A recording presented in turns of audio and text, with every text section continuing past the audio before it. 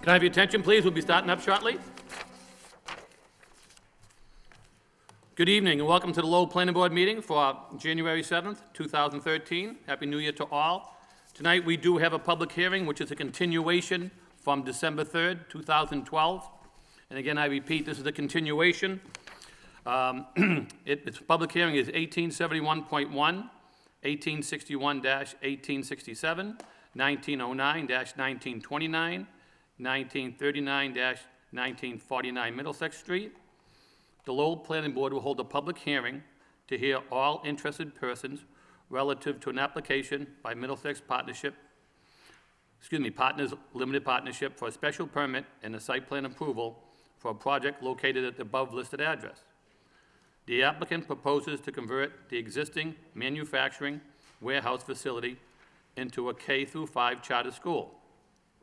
The project includes demolition of some of the existing buildings and reconstruction of the existing central building to house classrooms and related school facilities. The applicant is seeking a site plan review under section 11.4 of the City of Lowell zoning ordinance. The parcel is totally comprised of approximately 385,636 square feet of land area with 115,288 square feet of combined building area and located in the suburban mixed-use zoning district. Before we begin, I just want to make sure that I indicated last time that we'd try to have a hearing impaired to help out Mr. Moses. We have that this evening? Okay. So you can help translate for him? Okay. Thank you. I appreciate that, and I appreciate your patience, Mr. Moses. I apologize again for last time. So just to back up here a little bit, this is a continuation. So all of the testimony that we received on the December 3rd meeting, which was 3.5 hours, after Mr. Leides told us that he had laryngitis, which we saw no evidence of 3.5 hours later. So this is a continuation. So what we're going to do is we will pick up. One of the main concerns was the traffic engineer. So reports. We did receive several reports. So what I'm going to try to do is give a brief outline of what transpired on 12/3 for 3.5 hours. So what happened on that meeting is, going to my notes and trying to find some notes that was given to me by our staff, we started off with Attorney Leides introducing the project, explaining a little bit in background and detail. Then he had, and I apologize if I mispronounce anybody's names at this time, he had Jose Fossil, which is from Sabus, which is the charter school, and Mr. Fossil, he spoke about the charter school, being K-5, the uniforms, longest school days, most importantly, English and math, how safe the place was, outdoor space, full gym, approved by the Department of Education, full capacity, hopefully K-12 will be 1,000 students, and spoke a lot in detail about the charter school. Then after that, we had Mr. Jack Sullivan, who spoke from Galvin Sullivan Architects, and he went on and talked about the building and about the shape of the building and the architectural aspects of the building. And with him, I believe he had Dan Doherty. After that, we had Jeffrey Dirk with Vanessa and Associates, and he went into detail about the traffic because there was a lot of questions about the traffic. And he was in Vanessa and Associates, and board members are happy to see that he did the same traffic on Walgreens, which is down the street, so hopefully he tied in together. And then they talked about the traffic in the area, about the lights, about the question of whether doing one-way on Dingwell Street, indicated that that didn't merit that, indicated that they couldn't put a light in even if requested, average 200 trips, talked about school buses for 1 hour, approximately 540 students. Then the high school comes in, there'd be more vehicles in the future. Talked about how many employees, the parking, student parking, where and how many, 25% of the traffic coming over the Rourke Bridge, 35 from Middlesex, 35 from Wood Street. Talked about how long the driveways were, the emergency vehicles, the emergency pickup, the queuing of the cars pulling in and out, how does it affect the parking of the condos given in the area. And after Mr. Dirk spoke at length, then we heard from Matthew Armour from Hancock Associates.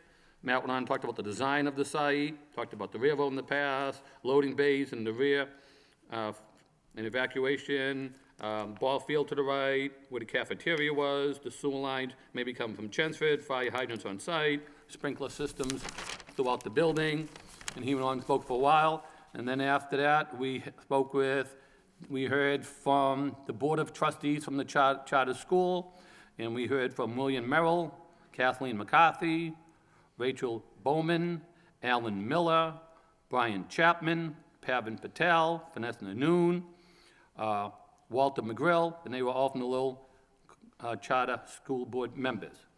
And then we went on and we had some people who spoke against. We had at the time, wait a minute. And before we get to that, we had Peter Weiss, who's the owner of Bradford Industries, and I believe he was with Sam Carbone, I believe. I'm not sure if I spelled his last name right. And he went on and spoke about how he would be keeping Bradford Industries in the city of Lowell, how they have operations over on Roger Street, and how he intends to expand, if he does so, in the city and still keep his product in the city of Lowell. Then we heard from, let's see, who else? Okay, then we heard from people who were speaking against the matter. We heard from Mike Hayden, how he said he can get out of the street, it's being a burden on the traffic and smoking length. Then we heard from, let's see, Douglas Hauser, attorney for Lexi Development. He talked about the egress and whether it needed a site plan as well as a special permit, and indicated that the plan should fail, that there was a prior denial, but then we remanded back from the appeals court, from the land court, and then at that point in time, the plan was approved. He had questions about the site plan, egress and access, getting in and getting out 16 feet wide, emergency access. And then we went on and heard from Brenda Hayden, who had many traffic concerns. Then we heard from Nancy Judge from the Highland Neighborhood Association, who indicated that didn't think it was the best site for a charter school in the city of Lowell. We heard from Mr. Stephen Moses, and he showed us all sorts of diagrams and how he lives in Riverside Townhouse, which is to the left of the project. We talked about, question was mentioned about the fence in the rear of the building with the tracks there, and I believe that was the answer to how high that would be. After we heard from them, we heard from Mr. Stephen Beatty, and talked about getting out the bad situation. It's only going to get worse. How Bradford Industry now pays taxes and the school would not pay taxes. Let me see. And then we heard from Brian Bush from Heritage Properties. He had a few questions about the traffic as well. Then we heard from some of the board members. Mr. Lockhart with basically pedestrian safety, sidewalks, rear fence, address, width of the road, getting in, getting out, driveway, right and left, apartment complex. We heard from other board members, Mr. Fichette and Mr. Boyle, regards to the traffic study impact, with the gymnasium being there, activities at home, and also the different times of the day and night, with it being a school matter, how many parking spaces being left for the condo association on the way out, how far away is the new location for the parking being relocated. Talked about the trips again, coming in and out, the staggered parking. Let's see.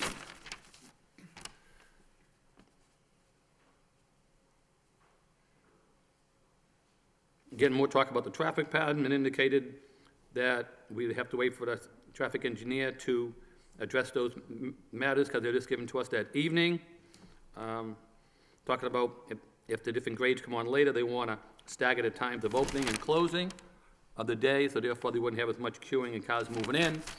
And as indicated, I started to state at the beginning of the meeting that we would continue it due to, I requested that we continued it. The motion was made by myself and seconded by Mr. Fichette to continue the matter.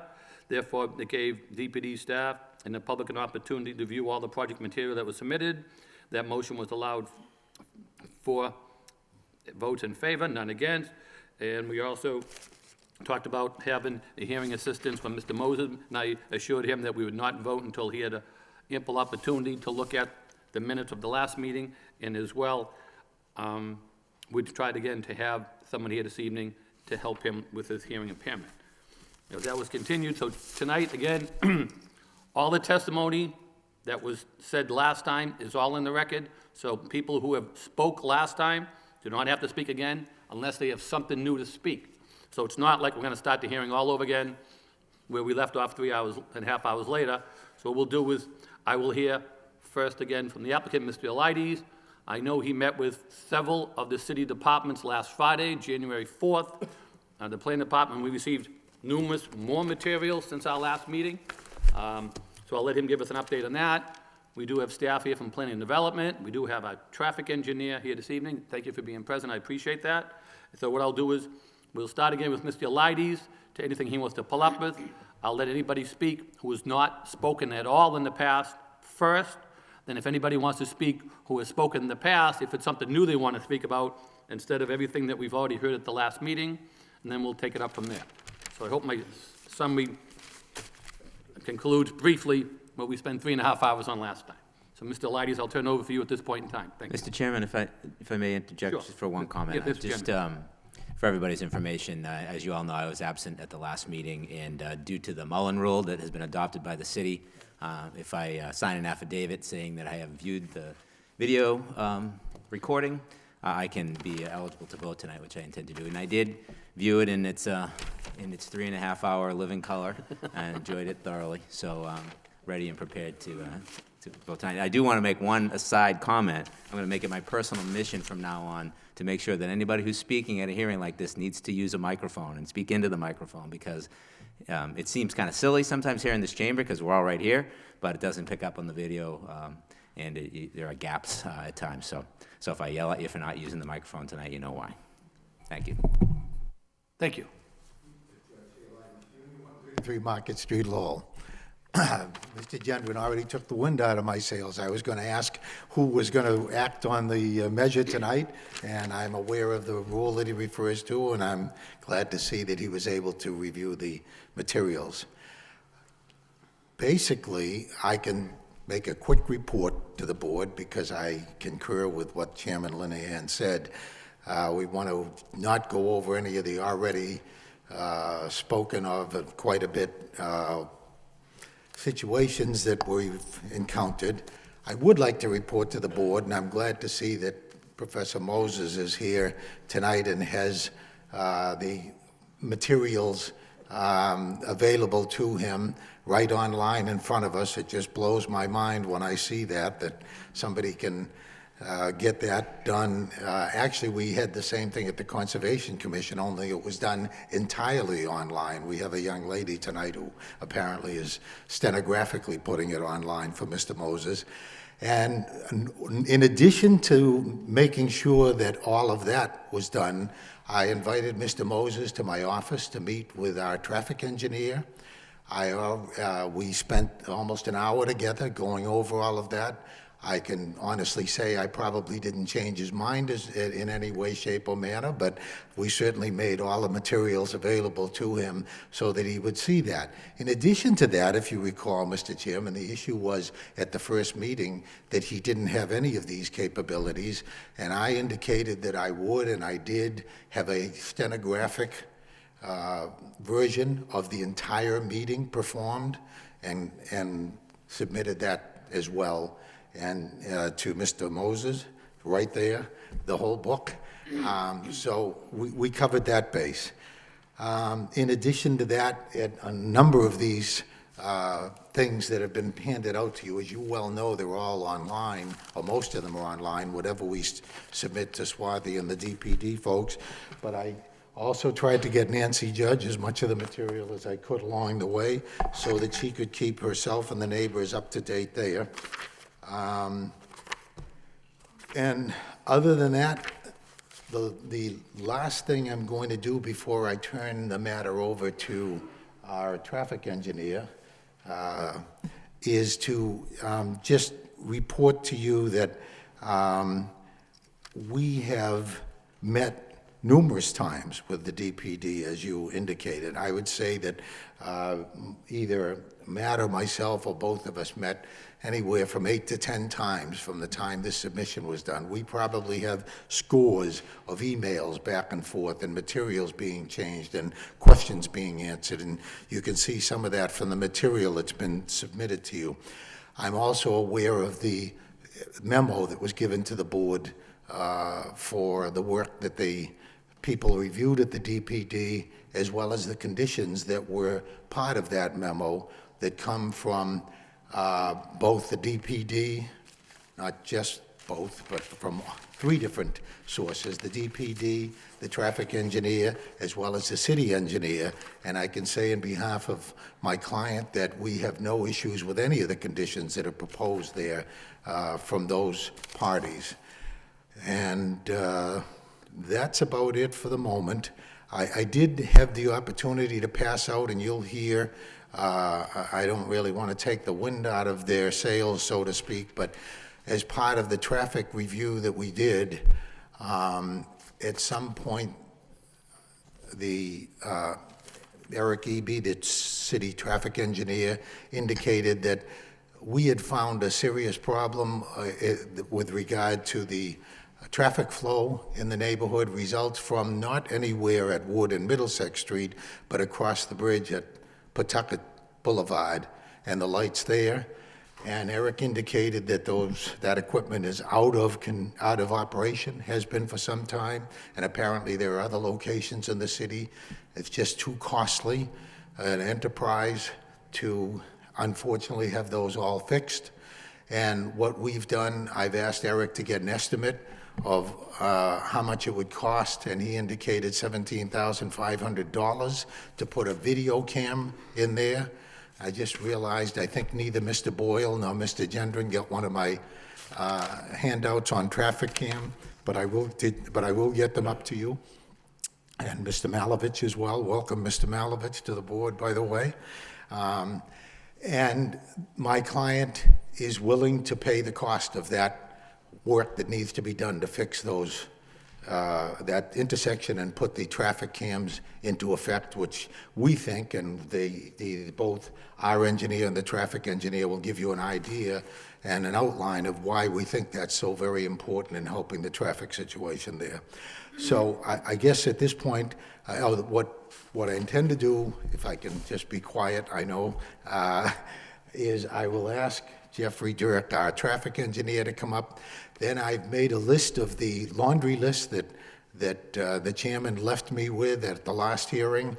It was prolific. I think there were 17 points. And I'm going to pass that on to Matt and let him deal with most of them, because most of them deal with that to the extent that the board thinks they're appropriate to talk about. So without further ado, I'll ask Jeffrey to come up, and he and Eric, I'm sure, can give you a better idea of how we plan to deal with the traffic situation. I thank you very much. Thank you, Council.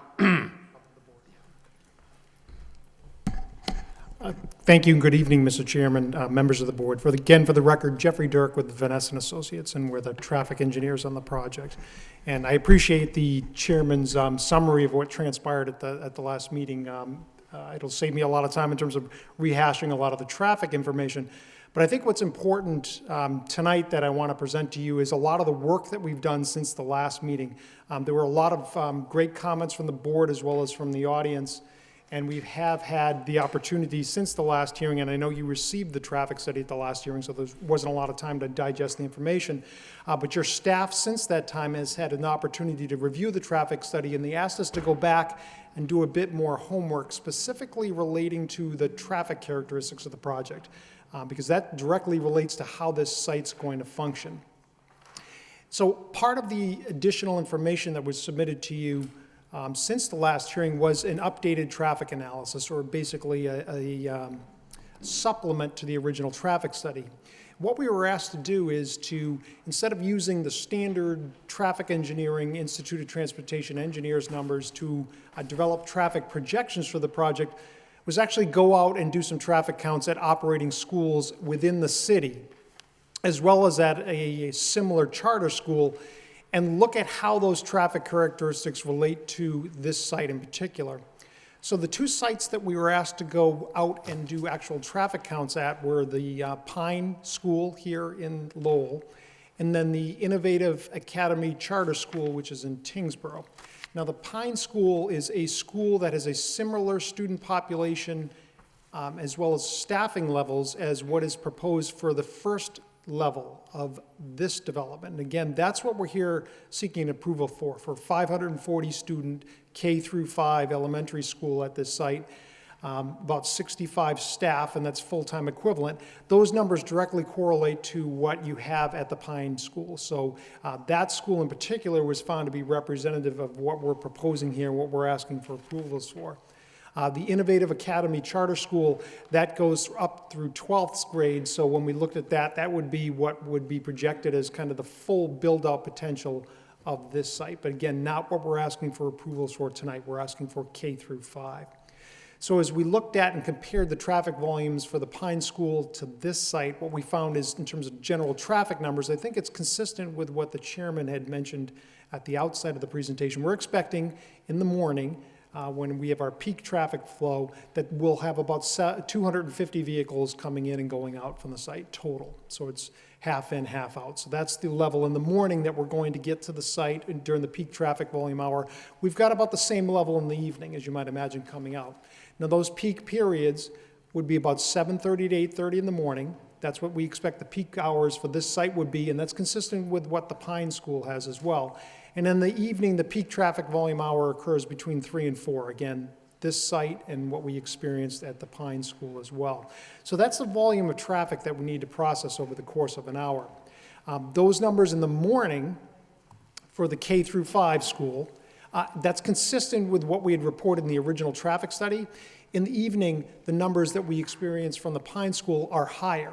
They're somewhere close to about 100 trips higher than what we had estimated in the initial traffic study. And that really goes to the extent of saying if you have an operating school, it's better to use those numbers than to use some projections. So again, that's what we've done. We've reassessed operating conditions, so delays and queuing both within the site as well as at that critical intersection at the Rourke Bridge that we all know is key to how traffic flows in this area here. And what I'll define as kind of the significant changes, we didn't find any significant changes in terms of how the driveways will operate or how Middlesex Street in front of the site will operate. However, at the Rourke Bridge intersection, with those increased traffic loadings, what you might expect is that the westbound approach on Middlesex Street, so that would be heading towards the downtown, with the additional traffic load, there's additional delays there at those locations. We found that they would be operating either at or over capacity with a 1,200 student facility here, so K through 12, and that's looking in the future in the year 2017. So that was the result of adding additional traffic. As you might expect, more traffic, more delays, and queuing at that location. Now, as was mentioned initially, we had the opportunity to do the traffic study for the Walgreens Pharmacy project, as well as implementing the improvements that are currently out there. I can tell you that until the Rourke Bridge is done, you cannot fit any additional travel lanes at that intersection. So basically what you've got out there today with the Walgreens improvements is as much capacity physically in terms of lanes that you're going to be able to get at that location. So what you experience out there today in terms of delays, it's generally going to be there in the future absent the Rourke Bridge being completed. But what we did find, and this is what Attorney Elidas was mentioning, and we had been reported by the city traffic department, is that you've got two ends of the bridge, obviously.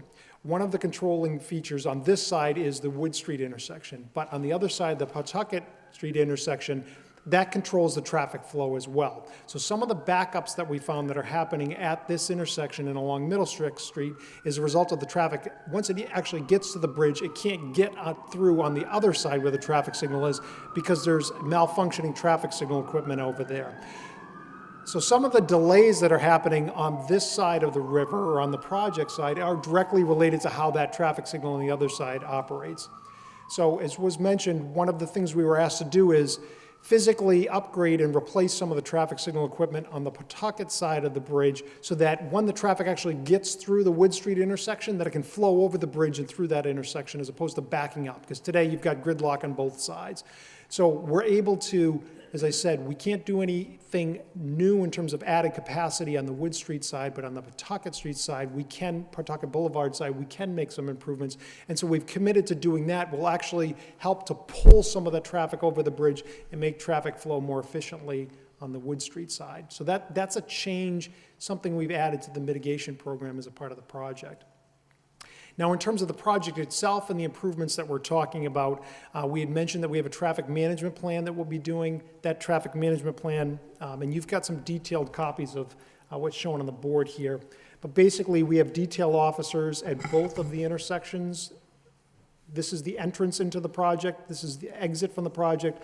We will have 2 paid detail officers there. They'll be paid for a minimum of 4 hours, so they'll be out there bracketing that 7:30 to 8:30 and the 3 to 4 in the afternoon. They'll be there before and after those peak time periods to facilitate the flow of traffic not only into and out of the site, but also along Middlesex Street. We had talked about the fact that we have very long driveways, both entering the property as well as exiting the property, so that gives the detail officer the opportunity to physically hold traffic and store it within the site and let the traffic flow on Middlesex Street. And then when traffic internal to the site reaches a critical level, then they can dispatch that traffic or let it exit from the property in an efficient manner. We've also committed to sidewalk improvements, and you'll see this in the comments from DPD, as well as from the engineering department. There's a sidewalk along the north side of Middlesex Street extending down to the Wood Street intersection. Part of this project would be inventorying that sidewalk, and where there's any deficiencies, we're required to upgrade and improve the sidewalk to city standards, so we'll be doing that. The sidewalk along the south side extends to Dingwell Street, which is just about in this location here. At the entrance into the property, we're proposing a crosswalk and a sidewalk at that location so that we have sidewalks on both sides of the driveway. But at this location here, where we have the detail officer, we'll be able to have pedestrians cross, in particular from the neighborhood, students that want to walk to the school, and we're hoping and encouraging them to do so. They will have a crossing at this location here. Internal to the project site itself, in terms of changes, one of the things that the board asked us to look at was physically how many vehicles can we fit within the project site. So what I've shown on the board here is basically our traffic and parking management plan, and you can see it's color-coded, and there's a key up on the upper right-hand side of the handout that you have.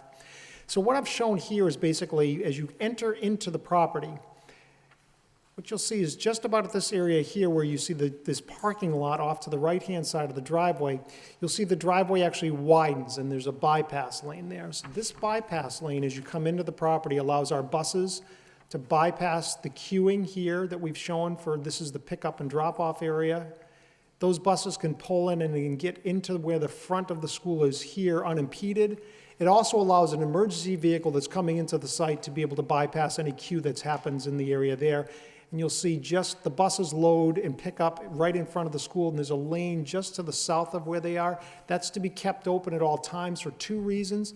It's to be kept clear for emergency vehicles, but also if you're a parent in queue and there's a reason for you to need to exit, that lane is available, and there's a staff, you can see where the S's are on the plan there. There's a staff member here that would allow a parent that has an emergency to be able to bypass that queue and be able to exit the property, so it's a bypass lane. Now, in terms of the total number of vehicles within the site, what we've shown here is 7 buses maximum can be queued along the front of the building. And just for reference, a bus can hold 72 students total. So there's a large capacity in terms of buses there. We've shown in blue here, and I guess in context, what we're talking about is 540 students, so that's what we're asking for the approval for. So we have 7 buses here that can accommodate 72 students total. They're expecting for the elementary school that there'll be somewhere around 5 buses, what they're expecting. We've shown in blue here, now this is the active pickup and drop off. So what's shown in blue here is that as vehicles enter the site, they form a single lane, and then that single lane breaks up into 3 travel lanes here.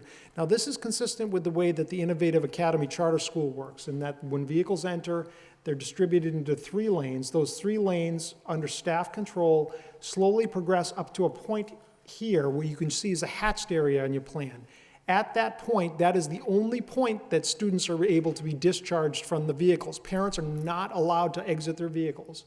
They proceed up to this point here, and then there's staff members on either side, and then 3 vehicles are unloaded at a time. Those students are walked by staff up to where the school is, and then the vehicles exit the property, and then you can see they're merged down to a single travel lane, and then they exit from the property itself. So what I've shown here is basically a total of 60 vehicles in blue that can be accommodated in that area there, all the way up to the where this bypass lane starts. And again, we're unloading those cars 3 at a time, and then they're processed and then shuttled out of the property itself. We've also shown in red what are known as long-term pickup and drop-off. So this is a location where if you're a parent and let's say you have a student that has a large project or something that you need to physically accompany them into the property, this is a location where you can actually park your vehicle and get out of your vehicle and walk into the school. So what we've shown there is that you can accommodate 45 vehicles in total in the red area there. So that's, again, long-term pickup and drop-off. So if you're adding that all together, we've got 7 buses, we've got 60 vehicles in blue, we've got another 45 vehicles. So in total, you've got 105 possible combinations of either active pickup drop-off or long-term in those spaces there. We've also shown staff parking in green. That would primarily occur in this location here. We've shown that potentially that could occur down in this location here. So the total number of staff spaces that were shown is 41. Now, as I mentioned, they would have 65 total full-time equivalents, so that doesn't mean that there'll be 65 staff members there at all times. But 41 spaces is more than what they anticipate they will need for physically having all of staff on site when the pickup or drop-off is happening. Now, along with that, what you see is there's also spaces that are adjacent to where these 60 vehicles are that could be used either for probably staff parking, given that they would be blocked when the pickup and drop-off activities are happening. So more than likely what would happen is these spaces here that we've shown as staff would be reallocated up in this area here, which would free up these spaces, which you said about 27 staff spaces down here for additional long-term pickup and drop-off to happen. So if you add all of that up, in total, there's enough space there just for student, parent, caregiver cars of about 200 vehicles internal to the project site to be able to store within the site itself. And that does not include additional stacking that can happen in this area here out before we get to Middlesex Street.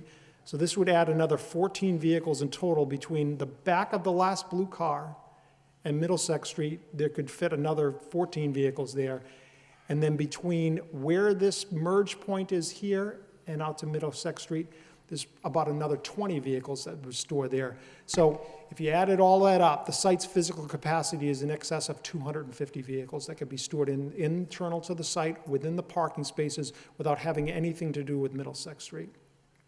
Now, again, to put that in context, and we want to refer back to the Pine School, during the time periods that we did our traffic counts, we also perform observations, and they have about 502 students at that side, so it's pretty comparable to the 540, give or take, that we're talking about here. During their peak time periods of pickup and drop-offs, internal within the site, there was no more than 70 vehicles parked at any one time or in queue relating to pickup and drop-off activities at that school. So to put that in context, again, the blue cars represent 60 vehicles, and then we have parking for another 40 to 45 vehicles in those long-term spaces. So this site, in its first phase, has more parking and storage capacity than you have at the Pine School, and we've got similar staffing and similar student projections for the site. Now, when we go to the larger size school, again, we're not asking for approval for that tonight. Additional work and modifications to the site need to be done, and I think more importantly is that as a part of this project, we've committed to an active and ongoing traffic monitoring program as a part of the project. That traffic monitoring program ensures that the site functions as we've told you, but it also extends off-site, and it extends off-site specifically to how traffic flows along Middlesex Street, and then more importantly to the Wood Street intersection.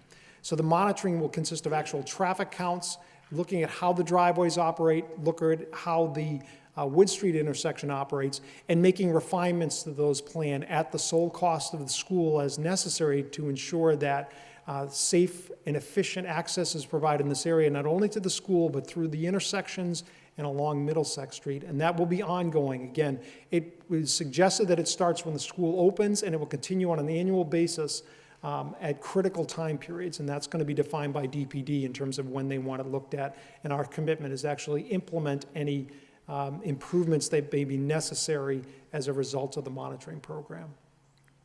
So I'd be happy to answer any questions you have now or later on in the presentation, and I know staff has had an opportunity to take a look at the traffic study, has made some recommendations as well, all of which we've agreed to implement as a part of the project. I could walk you through those quickly, or I could wait and let staff report on those, but they entail generally some modifications to the on-site.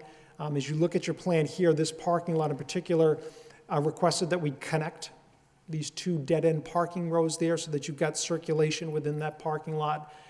These perpendicular angled parking spaces in this area here, you can see they're angled in the direction of the one-way flow. It's been requested that we angle them in the opposite direction, so we're going to flip them. And the reason for that is that what that does is it forces people to back into the parking spaces. As we have school children in this area here, as well as queuing happening for the active pickup and drop-offs, by having vehicles back into the space, it provides better sight lines, because now as you're exiting, you're looking right out in front of you at either a car or a child that may be there, as opposed to trying to back out. So it's much safer in terms of operations, so we'll be making that change. The other change actually improves our on-site parking supply. As you can see with the active pickup and drop-offs happening, the row of parking spaces that's just to the north of that last row of parking, the last row of queued vehicles there, there's handicap spaces in that area there. So to take advantage of that, what's been asked is that we shift these 3 lanes to use this parking area on the south side versus blocking the parking area on the north side. So we will be doing that, and that actually frees up additional parking, because there's 31 spaces in this area here. There's actually 39 spaces up in this area here. So it helps us with, again, enhancing the on-site parking supply. Very quick overview, and there's additional comments in there, and I'll let staff go through that. But Well, I have you. You've received the comments from Mr. Eby that's dated to us for January 4th? yes. Okay. I believe you covered 1, 2. Could you just cover the other ones while we have you? Because you've already covered the first 2. Yes, I appreciate The that, third Mr. one, I think Chairman. you said the police officer, you will do instead of a crossing guard. That's number 3. And if you could just comment on 3, on 4 and 5. Certainly. And I believe you did touch on those, because on number 5 talks about the traveling north over the Rock Bridge and turning onto Pawtucket Boulevard. Yeah, I think comment number 4, I think, is important. Is we talked about our initial approach to the traffic monitoring. We had said that we would monitor all of those things I had talked about 1 year after the elementary school was occupied. What was suggested is that may need to be done sooner, and it may need to be repeated prior to that 1-year time period.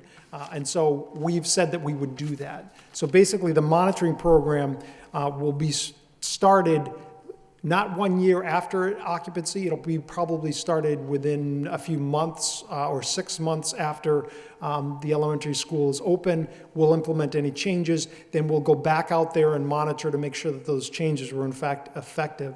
And we do agree with that modification to the monitoring program. And I think number 5, it also talks about the video detective system. Yes, and we've committed to installing that. And again, could you just explain where that would be located? At the other end of the Rourke Bridge, the Pawtucket Boulevard intersection, that's where we'd be installing the video detection equipment. And basically, what that is you're probably familiar with the sensors there's usually sensors in the pavement that pick up vehicles at an intersection, so the traffic signal knows when there's a car there and how many cars are actually waiting. What happens, especially on bridge approaches, is when cars come down to the intersection, the pavement physically stretches through the heating and cooling cycles, as well as just physically the cars stopping at a stop line. So what that does is it snaps the wires.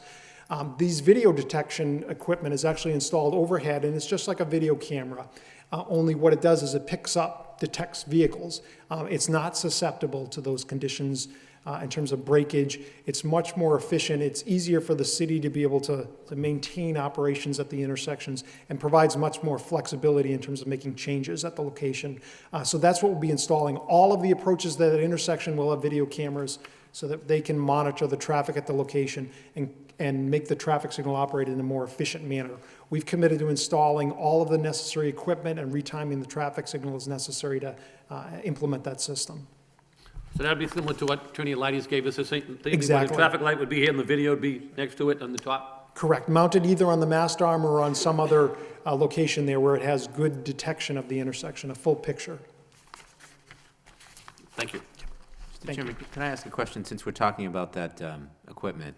Is that configurable so that, you could have a longer queue on Pawtucket Boulevard at certain times if you wanted to? Yes, exactly, and that's one of the issues that's happening, and Eric can speak more intelligently about it than I can, but basically because once those detectors are broken, the system goes in kind of like a fail-safe mood. So it operates as a pre-timed traffic signal. It doesn't care how much traffic is out there. It just basically says, you're going to get 20 seconds, you're going to get 10 seconds, and it just keeps doing that around the intersection, irrespective of the volume of traffic. Once this system's in place, it becomes intelligent, and then you can program it to do exactly what you're saying. And you can actually say, if on Pawtucket Boulevard, for example, you say, I want the queue not to reach Ferry Street, and once it reaches Ferry Street, clear it out, you can set the detection so that it does that. Do you have any, I read through the information you had regarding the differences in wait periods or delay periods based on the addition of the school. Do you have any feel for what that'll buy us? How much improvement we'll see with that kind of equipment?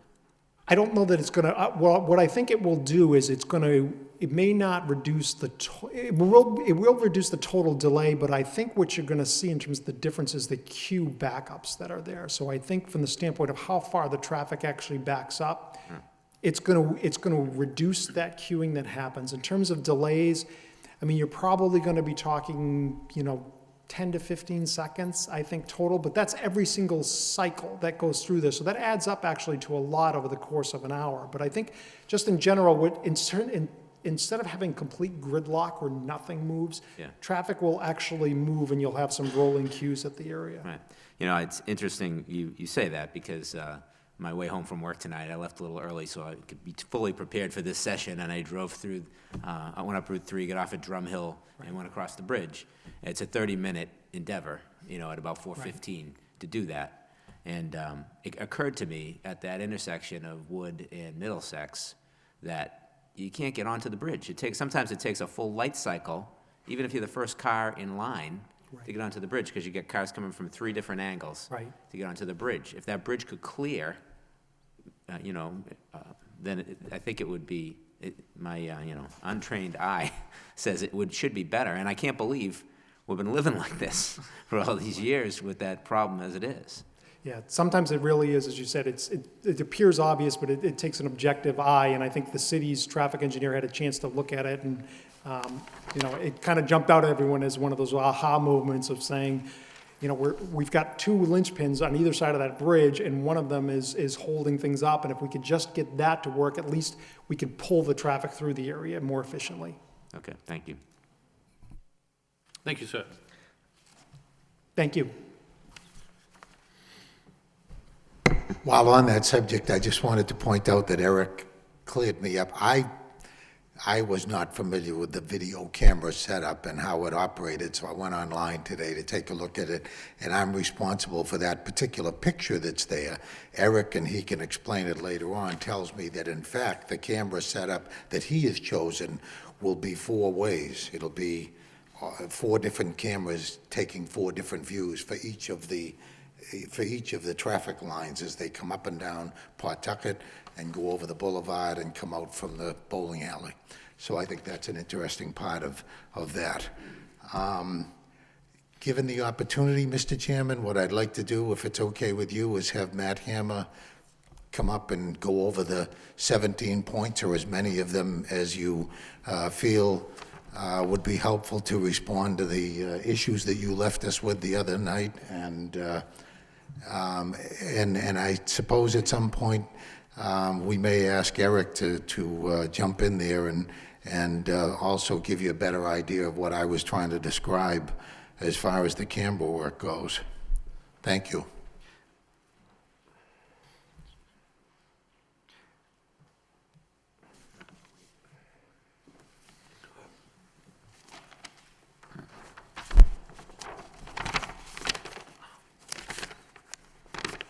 Good evening, Chairman. Can you hear me? Is this working? Yeah, there should be the blue light there. Is it? You were one of the offenders, by the way, on the microphone. Can you use the mic right there and push the green button? Did that one work? How's this? Yeah, as long as you have that green button there. Great. See the green button on the stand here? As long as you have that green button Yeah. on, it's amplifying on it. Okay. On the one that you have in your hand, if you have the It's green on. button? It's Okay. on. All right, gotcha. All right, thank you.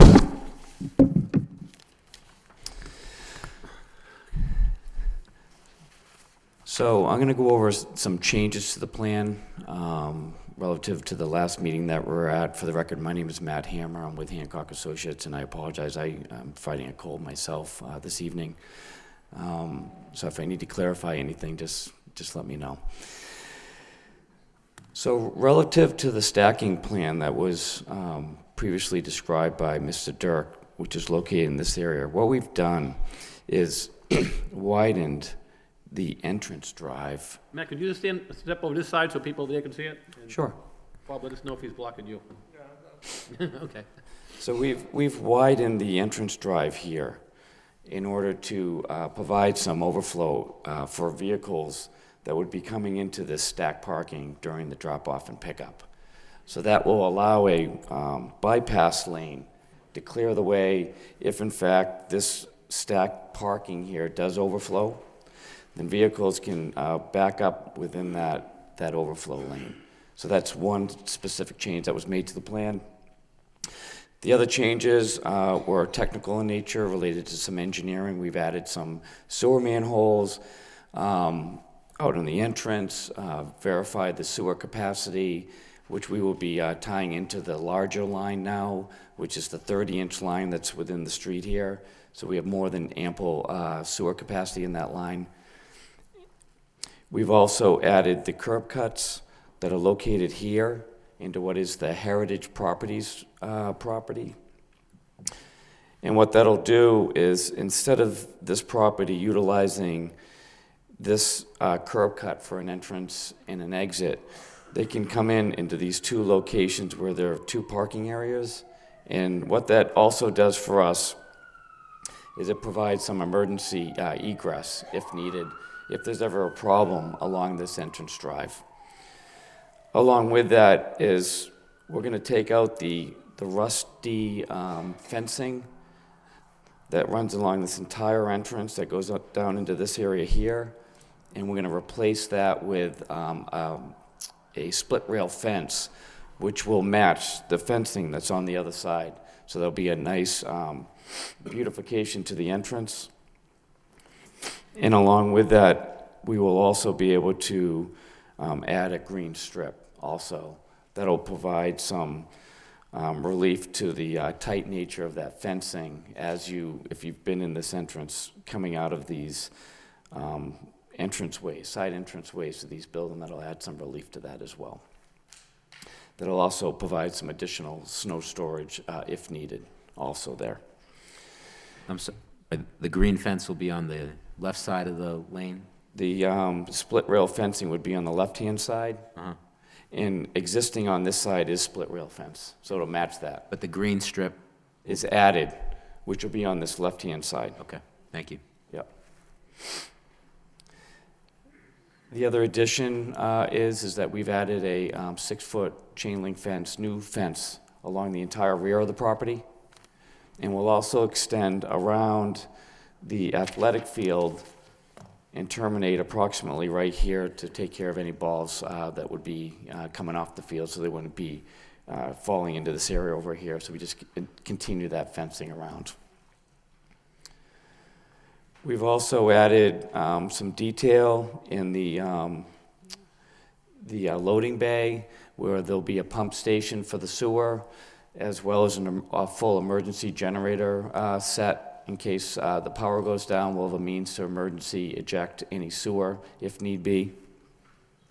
And we also improved this area back here where we have a 12-foot fire lane in order to have an additional dumpster location as well over here, so that if we need to facilitate any dumpster activity on this side of the building, we'll have this entire area as well over here to do that.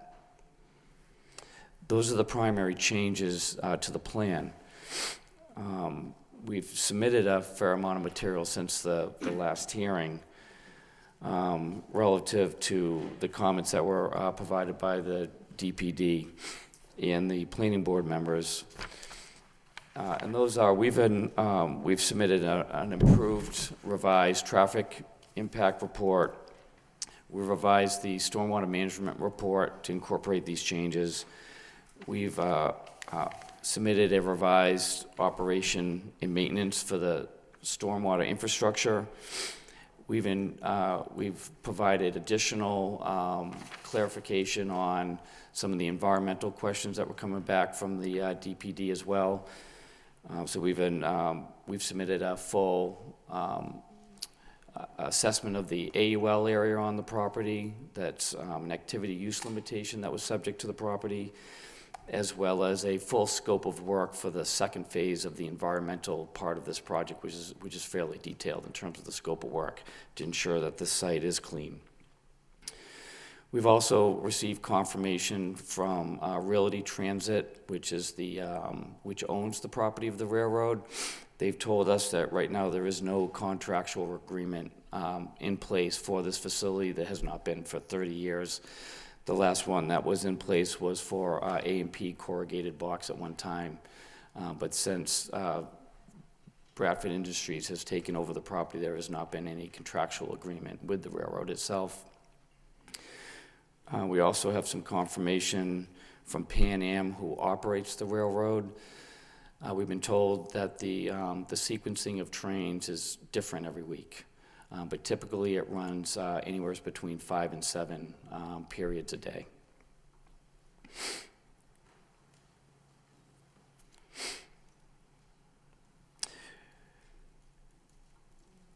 We've looked at if in fact there is an expansion to this facility in regard to the grades, sewer flows, demands for water. We've assessed all of that information. We're making sure that we incorporate any grading controls, drainage, roof drainage, capacity for the sewer, as well as the PSI water demands for this project. So we have looked into all that.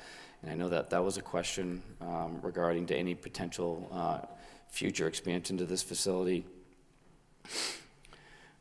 There was a question regarding the location of the cafeteria. I don't know if you need further clarification on that, but those are shown on the architectural drawings. And what this school utilizes is a multi-purpose room, which is located in this area right here. And what they do at this stage of the game is they would be bringing in previously prepared goods. They would drop those goods off at the school. They would then use warming stations, warm the food up, feed the students, and then disassemble whatever was needed for the next multi-use purpose for that room, whether it be an activity or some small assembly, but they utilize this area for multiple uses. It won't be typical of a typical cafeteria style where food is prepared at the school itself.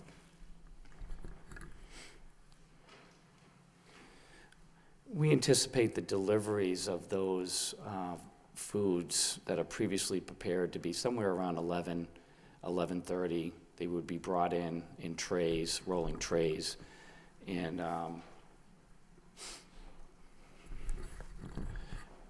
either brought in at the entrance here or potentially off to the side, but we anticipate they'll probably just be brought right into the entrance because during the middle of the day, there's going to be little to no activity in the school during the middle of the day.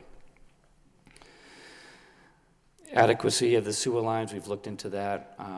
We do know that there's some problems with the existing 12-inch sewer main when there's larger rain events. So what we're going to do is we're going to do a new sewer tie-in to the 30-inch main that has more than enough capacity for what our needs will be.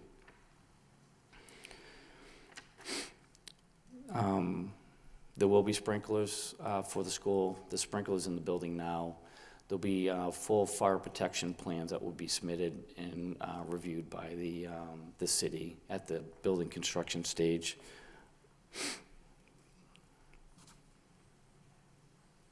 There was a question about blocking the entranceways and the egress ways to this project. And I'd like to note that these drives are 16-foot in width. You can get 2 cars by if needed. We also have shoulders as well as sidewalk shoulders as well if an emergency. There is room there, even though it's not preferred, there is room there. And the other thing that we have by adding in these 2 curb cuts here, there's an emergency, a vehicle can leave the site if in fact there was an emergency. And to go along with that, remember that we are going to have police officers at this property during these high volume periods. So not only do we have emergency exits to get out of the property, but we also have personnel to help with that activity. God forbid there is something that goes wrong there. And I'd like to note that related to our project in the adjacent apartment complex, there are 6 means of egress if it was an emergency. Even though they won't be utilized on a day-to-day basis, there actually is 6 of them if in fact somebody needed to, in an emergency, leave the property. I'm sorry, 6 means of egress from the building or from the? Well, there's 6 curb cuts that provide conduit to our entrance. What we have is our entrance, which is 1. Mm-hmm. We have the exit out of this apartment complex, which would be 2. This is a one-way here, but it is a curb cut, which is 3. We have this one here, which is to the east of our entrance, which is 4. We have our egress here, and then we would have, which is 5, and then this one here, which is 6. Even though there'll be signage for them not to be utilized as means of getting out of the property, they're there in case there is an emergency, if in fact they need to be utilized. And the benefit is we will have the police detail there to stop traffic or to respond to it. And the nice thing is, because these are straight runs here, that this will be a full sight of a police officer as well, if they see something that happens along these entrance and egress ways. And not only will there be a police officer, but there will also be a crossing guard as well. And in additional to that, there will be a faculty from the school that is available at different locations within the facility to also assist if needed.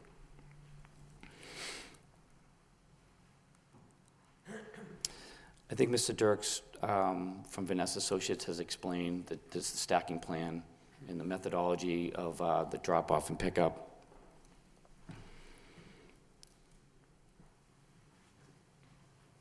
We've also submitted an evacuation plan that's been submitted with a full narrative. This evacuation plan, as we know, constantly change. They're coordinated with the police department, the fire department, the school, any other safety personnel from the city to review these plans and to make sure that they're fully implemented and approved by the city so that everybody's on the same page as to how they are facilitated in terms of the evacuation plan. So we did provide that as well. And we do meet the city's green requirement, which was a question as well by Mr. Linehan. And I'd like to note that, we have a very large athletic field. We have pulled back the parking facility back slightly from the edge of the wetland here. We're utilizing grass swales and some forebay drainage components. We're implementing porous pavement technology on this project, which is going to be a significant improvement towards the quality of the groundwater for this project. And that would be the last question, I believe, that came up from the board. We have a memorandum from the Department of Public, the Planning Department, excuse me. I can go through those as well, if you'd like.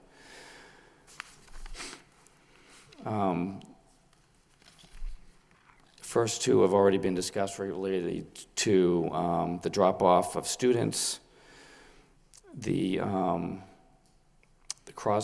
potential crosswalk and sidewalk mitigation relative to the entrance and the egress to the property, any mitigation that needs to be made to those sidewalks if they're damaged and whatnot. We'll be repairing those.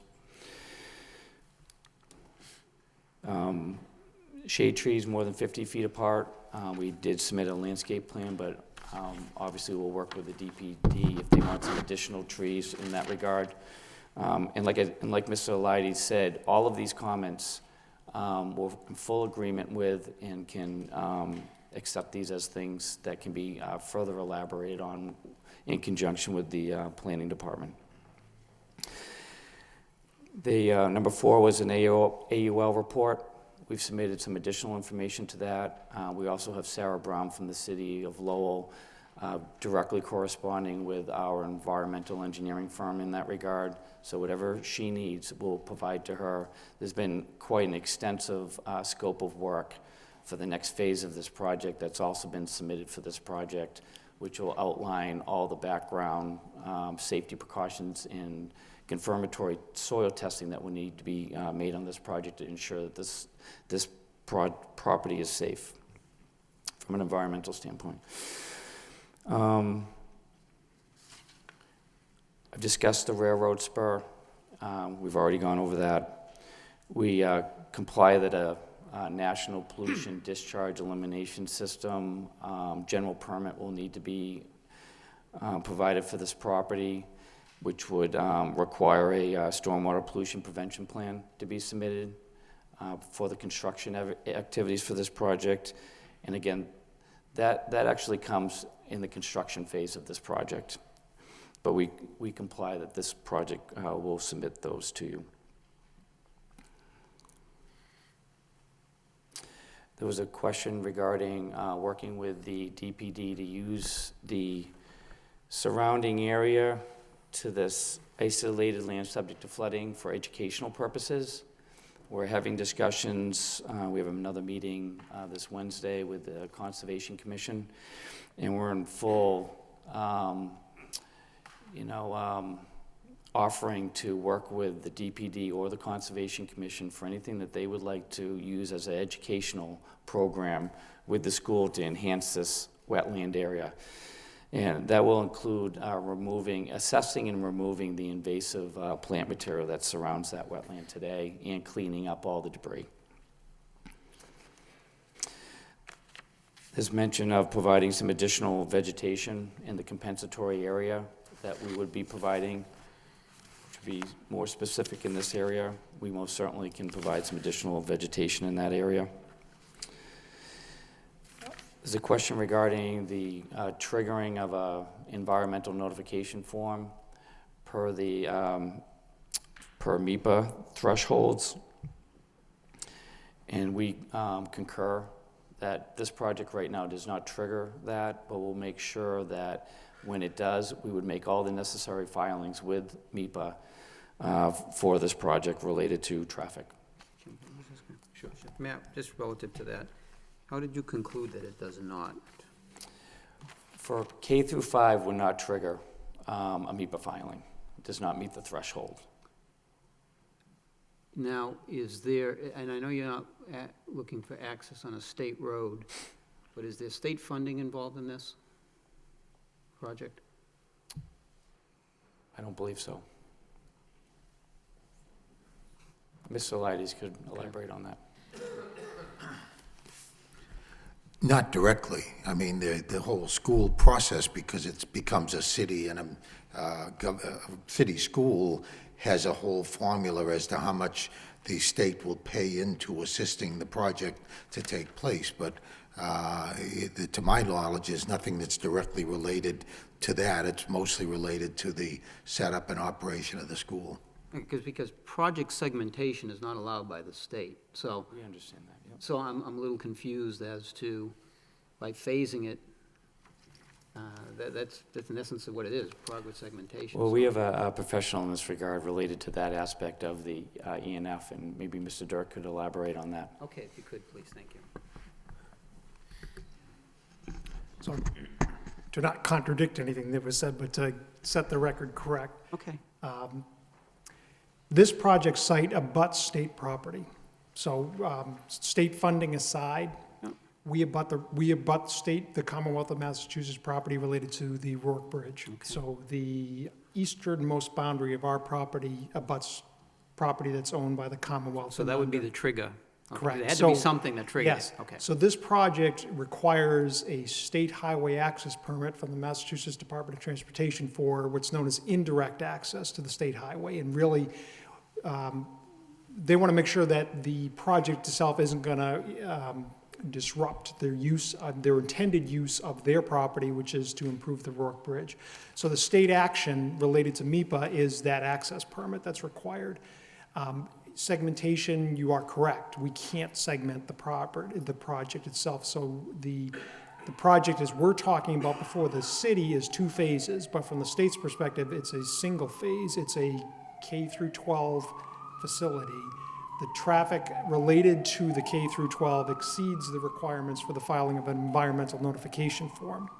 So we basically, what we would do is file for what's known as probably, and we'd have to talk as a team, what's known as a phase 1 waiver, which allows us, it acknowledges the fact that we're K through 12, that the total project itself exceeds the requirements that require the filing of an environmental notification form. So what we do as a part of the phase 1 waiver is we request the ability to move forward with K through 5 at 540 students, which is below the ENF threshold. And that when we want to go beyond that, similar to what we're talking about with the city, that we would have to file that environmental notification form. So contrary to what we were told, it does exceed the requirement. You're asking for a waiver. We would, Okay. more than likely, we would ask for the waiver. The project going through K through 12 requires an environmental notification form, but not an environmental impact report. Given the amount of work that's been done to prepare the traffic study, because traffic is really the trigger, it's that access permit, we could file just the full environmental notification form, attach the traffic study, and request no further review, which is one option. The other option is just to file the standard form, request a phase 1 waiver to allow K through 5 to proceed and be done with the process also. So we need to talk about what the best approach is. We've done all the work that would be required for the environmental notification form, so we could go either way. But the short answer to your question is yes, we exceed the thresholds, and yes, we are required to make a filing. Okay, and I'll have some other questions about that as we proceed. Thank you. I apologize if there was some, I just want to say, that's not the first time I've been contradicted and corrected. And I have to say that I didn't understand exactly the context of your question with regard to the kick-in on the traffic. I flunked traffic engineering 1, 2, so I apologize for that.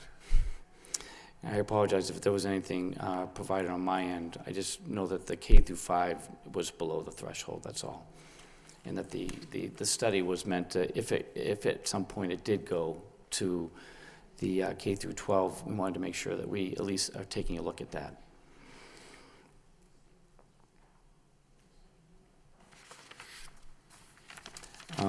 Number 10 is to reference the additional comments from the city engineer.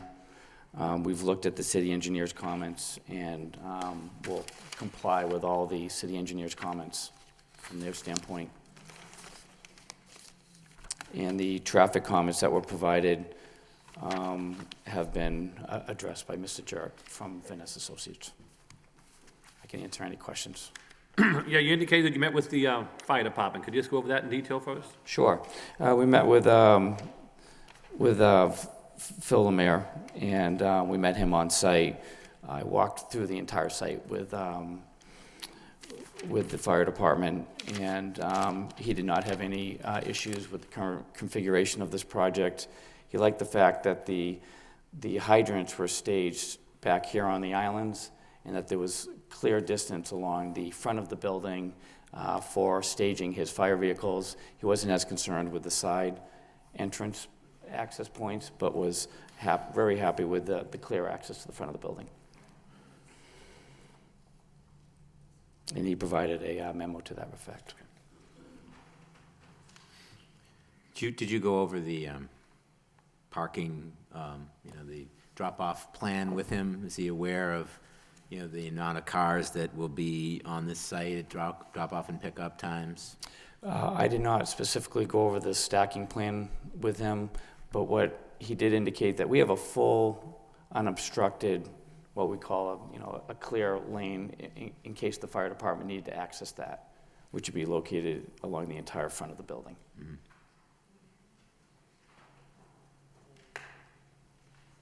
That's wide enough for all the vehicles necessary, and I mean, Yeah, this is 300 or 400 feet in length here, directly in front of the building.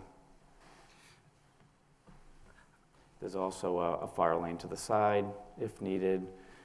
We can put a breakaway gate if needed into the recreation field if they wanted to get into the field in stage from that side of the building as well.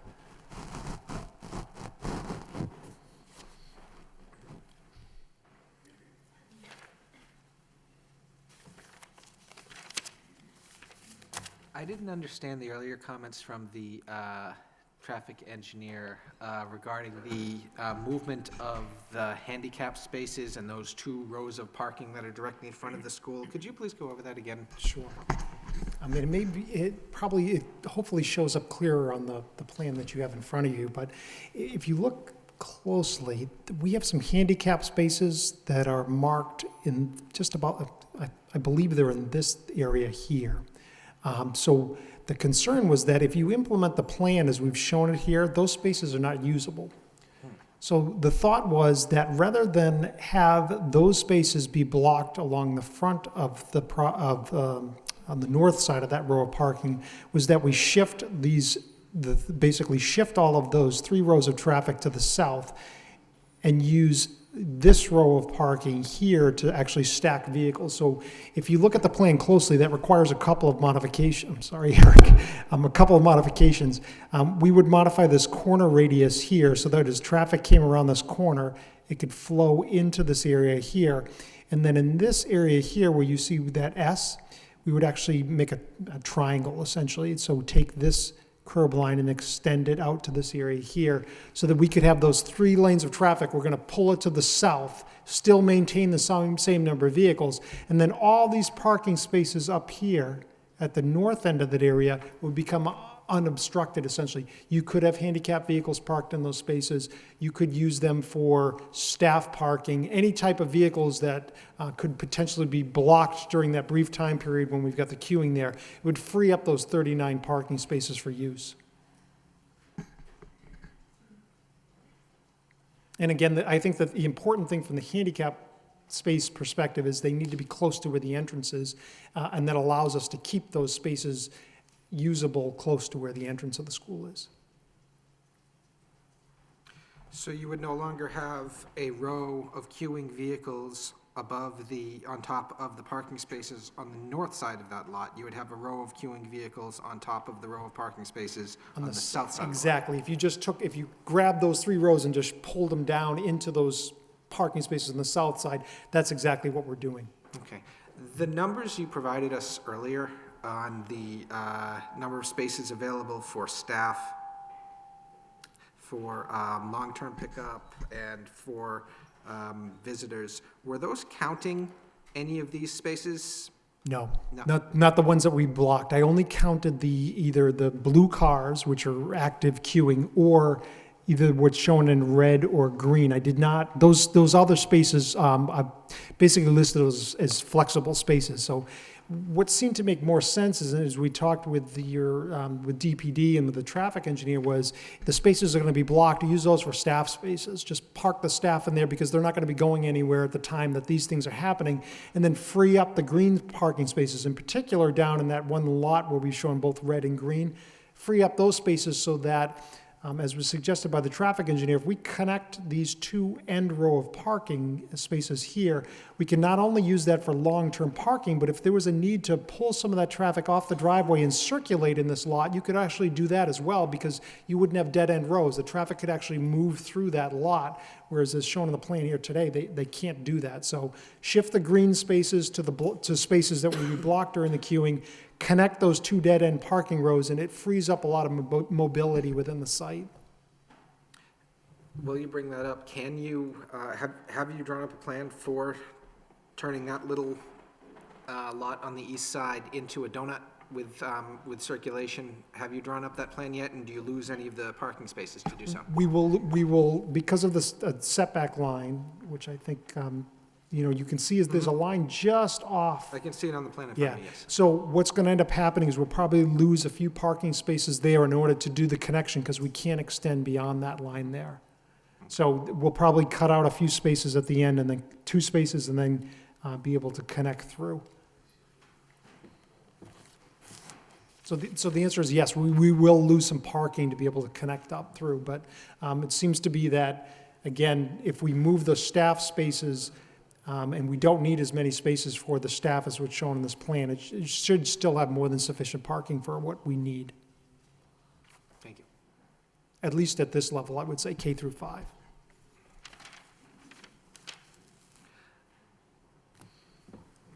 Back to Mr. Hammond, everything else? Are you finished, Joe, for now? Just one question, one more question. Could you point out on that site plan, where is the area of the activity use limitation?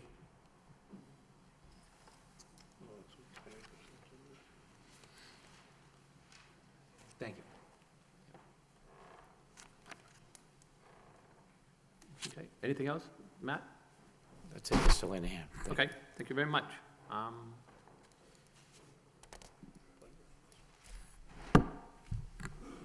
Mr. Lighties, any further update for the applicant before we turn it over to the public? I'm sorry, I didn't hear that, Mr. Chairman. Any further information from the applicant before we turn it over to the public? Yes, I wanted to have the housekeeping matter brought up. If you recall, there was a colloquy at the end of the last session about the issue of driveways and the length of the driveway. Correct. And a special permit. And I stand corrected again, Mr. Chairman. You made it clear, and you were correct, that we best secure a special permit for the 2 driveway openings. So since that time, I think you have seen the paperwork, I filed an additional application for a special permit for the 2 driveways that are involved with the property.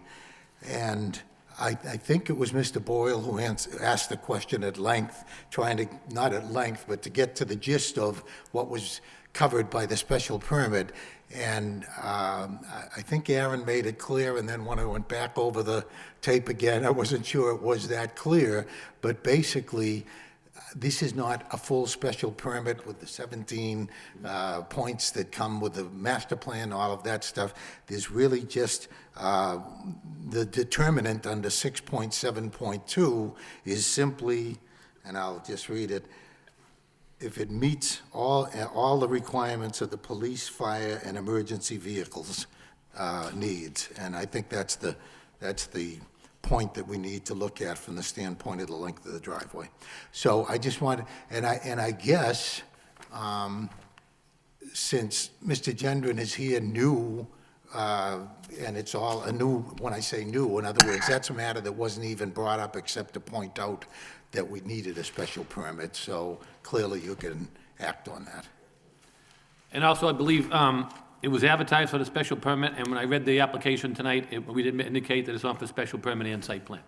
Right. Okay. Thank you very much.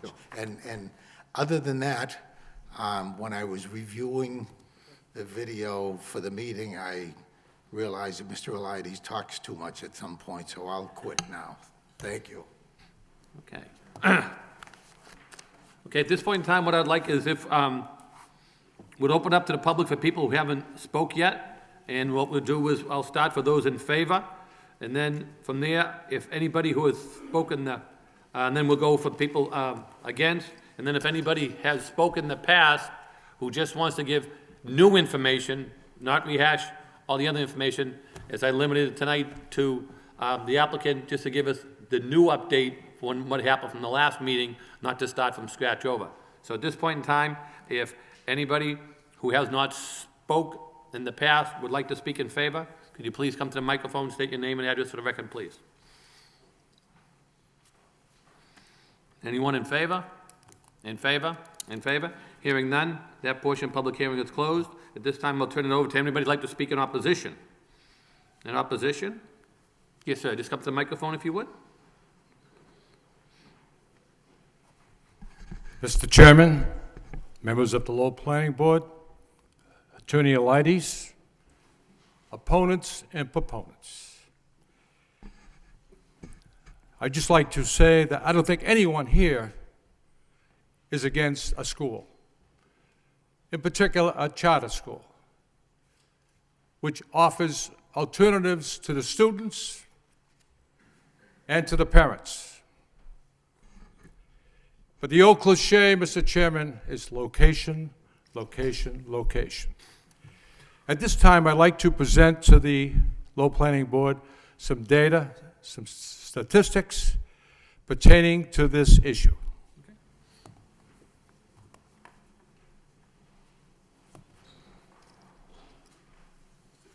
Thank you, sir.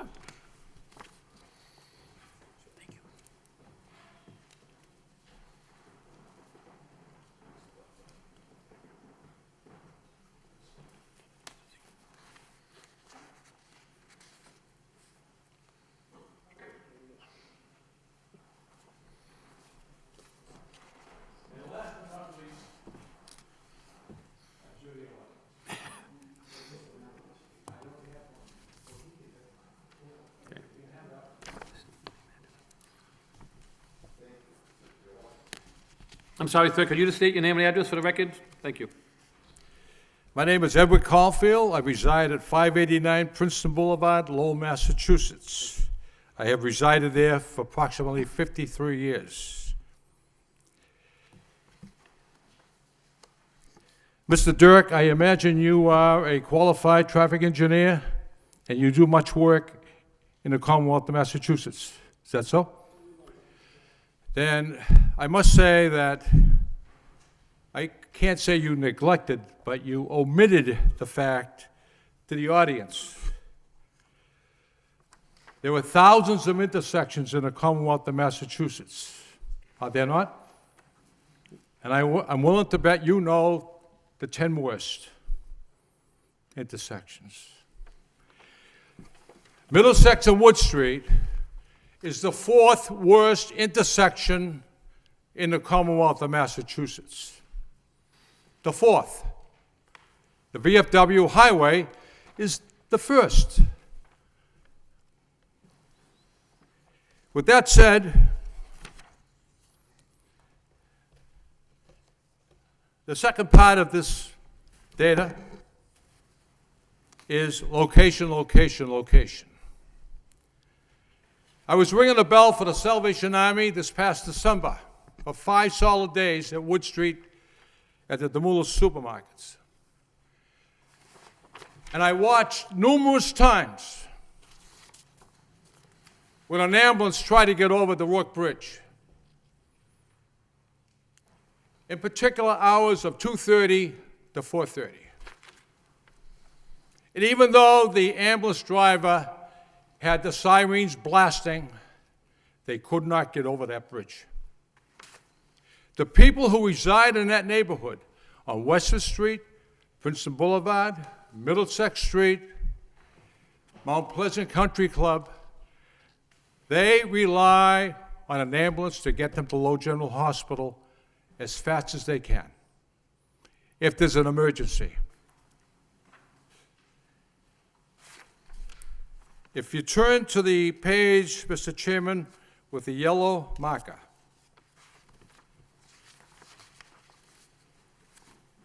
this information that I have passed out was from the Northern Middlesex Council of Governments, the corridor study and feasibility analysis of the Rourke Bridge, Wood Street, Westford Street, and the Drum Hill Rotary. And this is the data and the information that I received off my computer. Mr. Dirk, there's 27,000 vehicles a day that go over the Rourke Bridge. Westford Street, 25,000 vehicles per day. Pawtucket Boulevard, 12,900 vehicles a day. Middlesex Street, 12,700 vehicles a day. That means, Mr. Chairman and members of this board, there's 40,000 cars a day that traverse through that intersection. 40,000. Not 400, 40,000. If you also turn the next page, Ms. Hastings summarized the origin findings. The Rourke Bridge trips over 40% matched with OD data. Trips between Pawtucket Boulevard East and Wood Street amount to 23% of all trips. Using the bridge during both the AM and PM hours, 49% of all AM trips and 45% of all PM trips originate at or are destined for Wood Street. I lived in that neighborhood for 5 decades. you have 21st century traffic with 19th century roads. The traffic comes off Route 3. They bundle up at the Drum Hill Rotary, and the traffic is backed up from Drum Hill over the Rourke Bridge. On Middlesex Street, the traffic is backed up over the Rourke Bridge, down Middlesex Street, over the Virgilopoulos Bridge. I've heard these consultants many, many times. They don't live here, but they're going to fix all your problems. They're going to fix the traffic problems. No one is going to fix the traffic problems at that intersection. No one. In a short span, if you stood in that intersection, to your left, for 50 yards, you have the Demoulas Shopping Center and the CBS Pharmacy. 150 yards to your right, there's 20 businesses that attract vehicles. In a short span of 2 years, Walgreens has been built, the strip mall on Wood Street has been built, and the China Star restaurant just expanded by 100%. Gentlemen, it comes a point in time when you have to draw a line in the sand. Enough is enough. That intersection and those roads cannot handle another car, never mind 200 more cars. There's 600 people that are going to be located at that school, 450 students and staff. That's vehicles, that's buses. And I don't care if you put a police officer directing traffic coming out of that driveway, they're just going to jam up at that intersection. I know you have many, many votes before you, and I appreciate your time and your service to the city. But this is a vote of common sense, pure and simple. And who's affected by this traffic? Centerville, Pawtuckaville, Dracut, constantly. When they said they were going to widen Route 3, that was the end of the traffic problems. It's not. Route 3 is still backed up for 2 hours in the morning. I stated when I came to this podium, no one is against a school, especially a charter school. But you have to realize the location of that school is vitally important. This location isn't. Doesn't meet the criteria.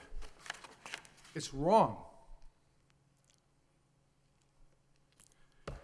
Thank you for your time. Let your conscience be a guide. Thank you. Thank you, sir. Anyone else like to speak in opposition who we haven't heard from previously? Mr. Chairman, members of the board, my name is William Emmerich. I right now reside at 54 Janess Street. However, my mother is sitting over here, Patricia Emmerich, and she resides at 1878 Middlesex Street, and my cousin resides at 1852 Middlesex Street, which are directly across the street from where this school is proposed, right across the street from the entrances. And she's lived there since, 1920s, the family has been there. And that intersection, the traffic planners have already admitted, yes, it's one of the worst in the state. And yes, I've seen it in the paper. It's been one of the top 5 for years and years and years, and that hasn't changed. And it hasn't changed since we were here fighting Mr. Beati when he wanted to put the condos in. Another aspect of this traffic situation there is the traffic that leads from that intersection to North Chelmsford. There are a number of times that there have been accidents, and it's on a regular basis. Cars are coming out of the apartment complex where they're proposing that second access way, where they're coming from the intersection, they're nailing the cars that are coming out of that parking lot because it's a blind drive. Children are getting hit crossing that street. I know of 2, one of them being a neighbor. But it is a bad, bad intersection. You're going to add more traffic to a situation where you haven't fixed it in the first place. have to fix it before you can add anything to it. It's crazy. I come from North Chelmsford sometimes just to go to my mother's house, and how many know where Millview Estates is? It takes me 20 minutes to get to my mother's driveway, and she's directly across the street from those apartments. I can come up Dingwell Street and take 10 or 15 minutes just to get out onto Middlesex Street around the corner. That's a one-way street heading from North Chelmsford to where Market Basket is. Yet, they're two abreast in front of my mother's house getting to that intersection on a two-lane road. And across the street at the apartments, they're parked on the sidewalk.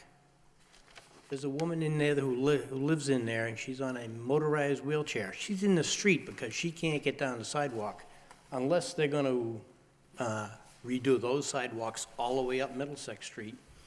And traffic cameras, they're not going to do anything. What? Is it going to stop somebody who doesn't pay attention, runs a red light, blocks the intersection, is on his cell phone? Not going to stop a thing. The only thing you're doing is making it miserable for people trying to get out of their driveways, and they're only single-family homes heading toward North Chelmsford, and on one side of the street, you've torn everything down. Where you're proposing that school, that mill's been there forever, but in front, along Middlesex Street, you've taken down 6 houses and put up 30 condos, 2 apartment buildings. On the other end, you've taken down another 4 houses, and you've put up 9 apartment complexes. And that doesn't include all the sex offenders who are already in that area. Unless you're going to move them out before you put up the school, you're shooting yourself in the foot. So I can't see how you can propose this at this time and in that location, as Mr. Caulfield said. It's crazy. Thank you very much. Thank you, sir. Anybody else like to speak in opposition at this time, who hasn't previously spoken?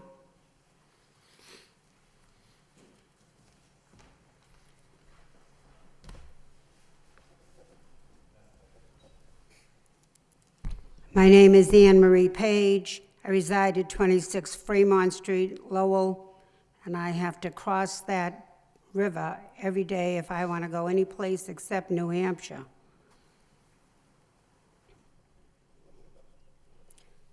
I am the president of the Citywide Neighborhood Council, and our concern is neighborhoods.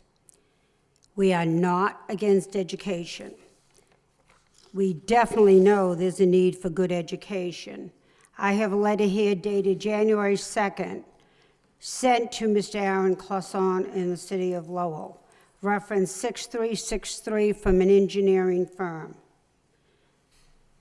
On the very first sentence, Dear Aaron, names the company, the word analysis is spelled wrong. On page 2, table 1, Pine Elementary School, elementary is spelled wrong. So we definitely do need some good education.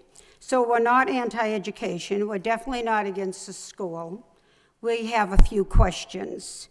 And I know the answer to some of these questions, but I'm asking them so that the people that are at home that have the same questions will have some answers. This is a private-owned school, and I believe I'm right on that one. I went to a private-owned school, but my family had to pay a tuition. This, as I read it, is a no tuition private-owned school. So I would like the people of Lowell to know who's paying, where is the money coming from? I see the school hours are 7:30 to 8:30, then 3 to 4. I also understood that you will start at grade K to 5, and each year add another grade. And my other question, if you're going to have 2 police officers at that intersection at the key hours, who's paying for the police officers? The school, the taxpayers of Lowell, whoever.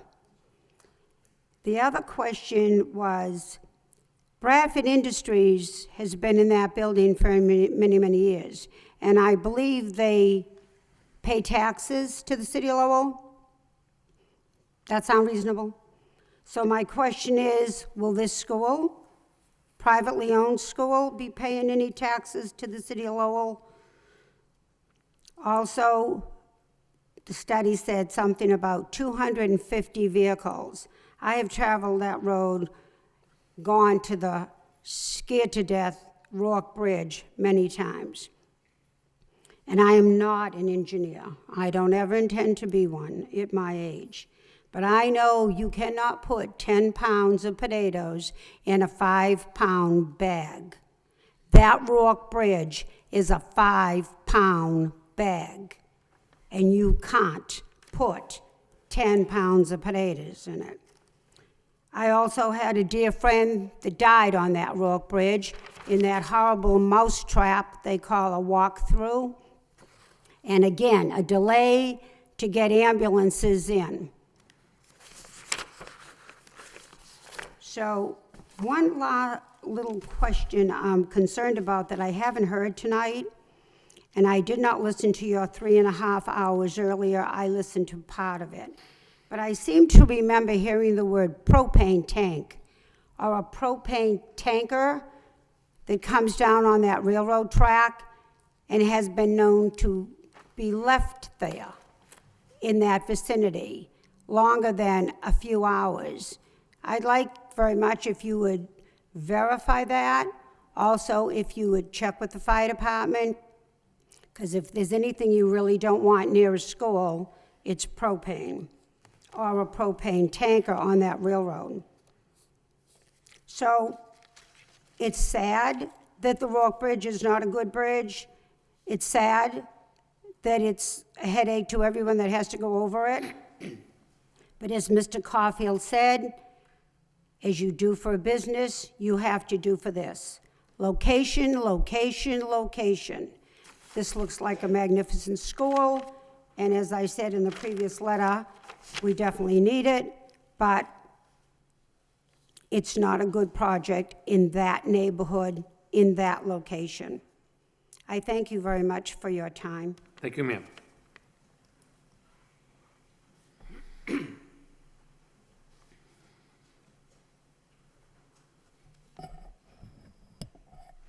Anybody else want to speak who hasn't spoke previously? Anybody else? Anybody else? Anybody want to speak who has spoken previously but want to add anything that's additional that they haven't covered at the last meeting?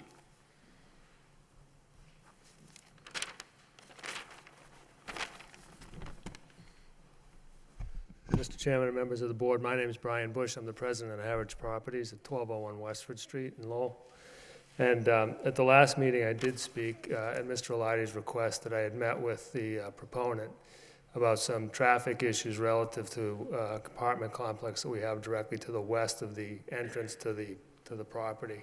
And I just wanted to clarify that the proponent has worked with us to try to make some aesthetic and traffic improvements that I believe would benefit us as well as the school as well as the street relative to that intersection. And traffic is certainly an issue. I don't think anybody would deny that there. But I believe that the Bradford Properties is really not an appropriate use for that neighborhood at this point in time. And I think the school would be beneficial to the area. And I would recommend that you speak and that you vote in favor. Thank you. Thank you, sir.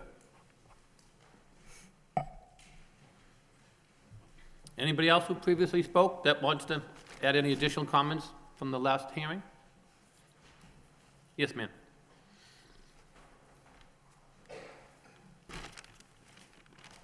I'm Patricia Emmerich, 1878 Middlesex Street. Just for your information, last summer at 8 a.m. there was a three-vehicle crash in front of my house. Another night at 1 a.m. there was a crash that woke me and an upside-down vehicle was out front. Prior to that, I've had cars on my front lawn, just missing one, just missing the house. I've had 3 break-ins. I pick up garbage and bottles off my lawn on a regular basis.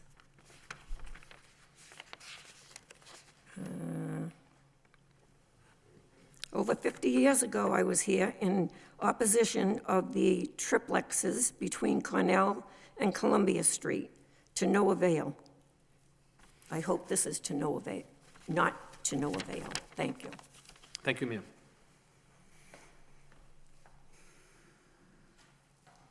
Anyone else want to speak? Anybody else? Anybody else?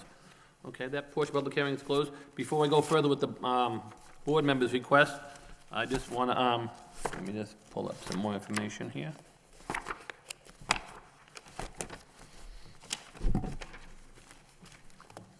Let me just.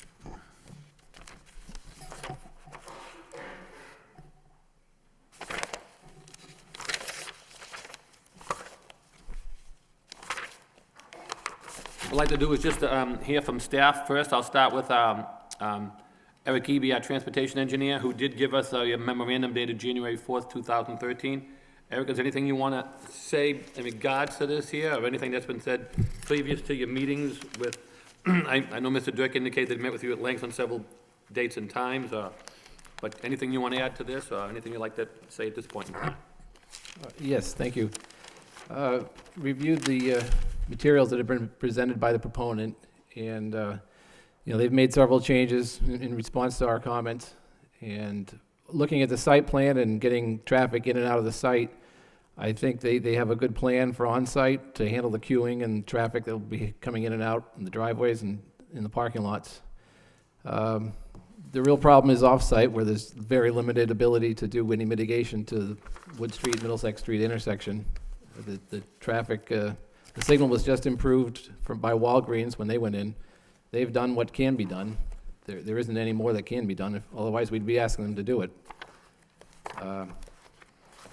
The improvement on the north side of the bridge will help somewhat, but it will only, they're only limited to the 2 lanes on the bridge.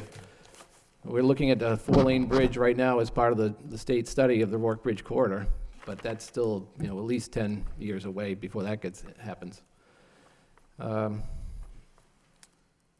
It's a lot of traffic, as you've heard from the residents and people in the area. And the problem is that there isn't anything we can do to increase more traffic. There is no capacity measure that we can do out here to improve capacity at this intersection. So reading from your memo, do you feel that the applicant has met the traffic concerns that you had with regards to the site? Yes, on the site, they've done what we've asked them to do, and I think the site can accommodate the traffic from the first phase of the project, the K through 5. The number of students, their traffic analysis and comparisons to other similar schools, I believe they have enough parking, traffic, queuing areas to handle the traffic that would be expected on that first phase. Obviously, I know that Mr. Caulfield gave us this study of the Rourke Bridge, Wood Street, Westford Street, and Drum Hill Road. I know you're familiar with this because I read in the last page, people in attendance, you were there as well as our board member, Mr. Fischette, correct? Okay. Anything you want to touch on that? I know this is just basically a meeting from the Northern Middlesex Council of Governments, where Mr. Fischette is our representative. I was a prior representative on the board, as the planning board has to have one representative. This is just about obviously, the nature of that whole intersection on that area, right? Are you referring to the Rourke Bridge study or the? Yeah, the one that Mr. Caulfield gave us. Yes, and there's currently a study underway right now. We're in the middle of a Rourke Bridge corridor study, going all the way from Drum Hill out to Pawtucket Boulevard, looking at short-term and long-term solutions to the traffic in that corridor. Okay, all right, thank you. And from plan and development, I know, Swati, you wrote out quite a list of concerns. I think the applicant tried to address those. Do you have any further comments in regards to everything that you submitted to the board on behalf of planning and development? Nothing further. I think we had provided information with regard to how, things need to be addressed in the event the project, gets approved, or if denied, what are the concerns, so. And I know along with the information that you provided for the board, we did receive, as indicated, a letter from the fire department, as discussed, the fire apparatus, access to fire hydrant and fire department connections, as well as Phase 1 and 2 projects. The plan appears acceptable with improving the access and opening the drive to the north side. Fire hydrants will be more strategically placed in dedicated lanes for drop-off, and apparatus appears sufficient. I know we also received materials from the city engineer. We received another letter about the railroad from Bradford Industries, and we did also receive information that the police department had no problem with the, let me just make sure I get this spelled out right.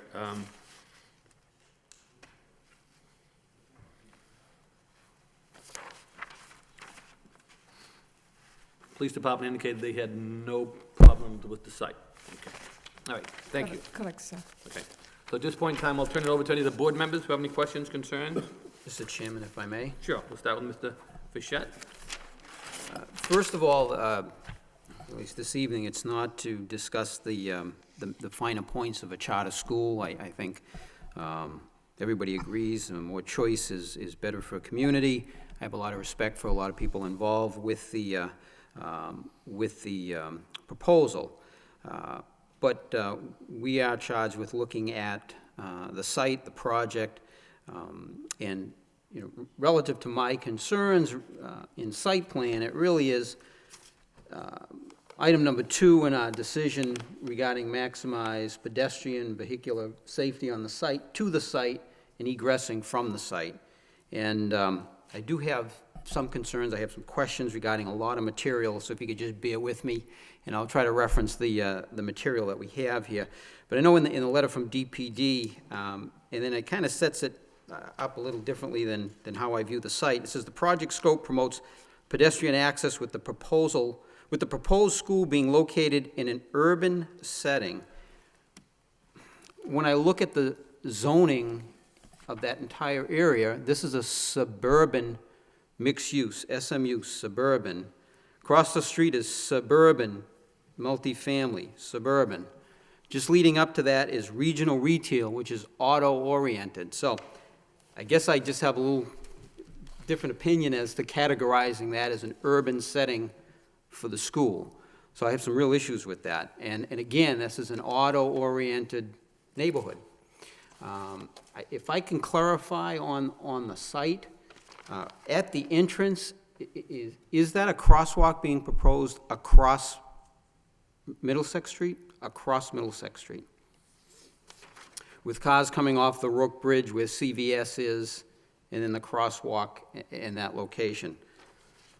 I've got some serious concerns with that. It's one thing having a crossing guard there and a police officer, but first of all, you're going to have students that won't be probably leaving there or coming at peak time. So I think by putting a crosswalk there, you are going to invite people to cross at that location. They may not always be protected by a cross guard or a police officer, and crossing guards do get run over too. It's a tough spot over there.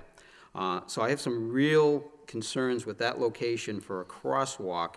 And again, I do not characterize this as an urban setting. And by the very nature of the zoning, we went through a very massive analysis of the city and the neighborhoods when we came up with the zones, and we titled the zones to correctly identify the very nature of the neighborhoods. So that's why they start with SMU, suburban, SMF, suburban, and then regional retail, auto-oriented, and we deal with that all the time at the planning board level.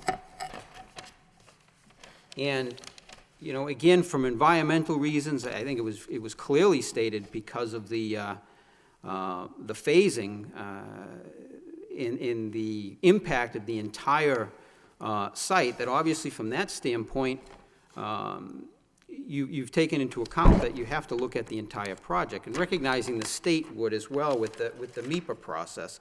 So I think it's, as we discussed at the last meeting, I just have concerns if we just take a look at this for what phase 1 without taking into account the entire impact of this project. And Mr. Eby, I just have a question for you in your comment here. Item number 2, it says approximately 60 to 70 parent vehicles wait to pick up students.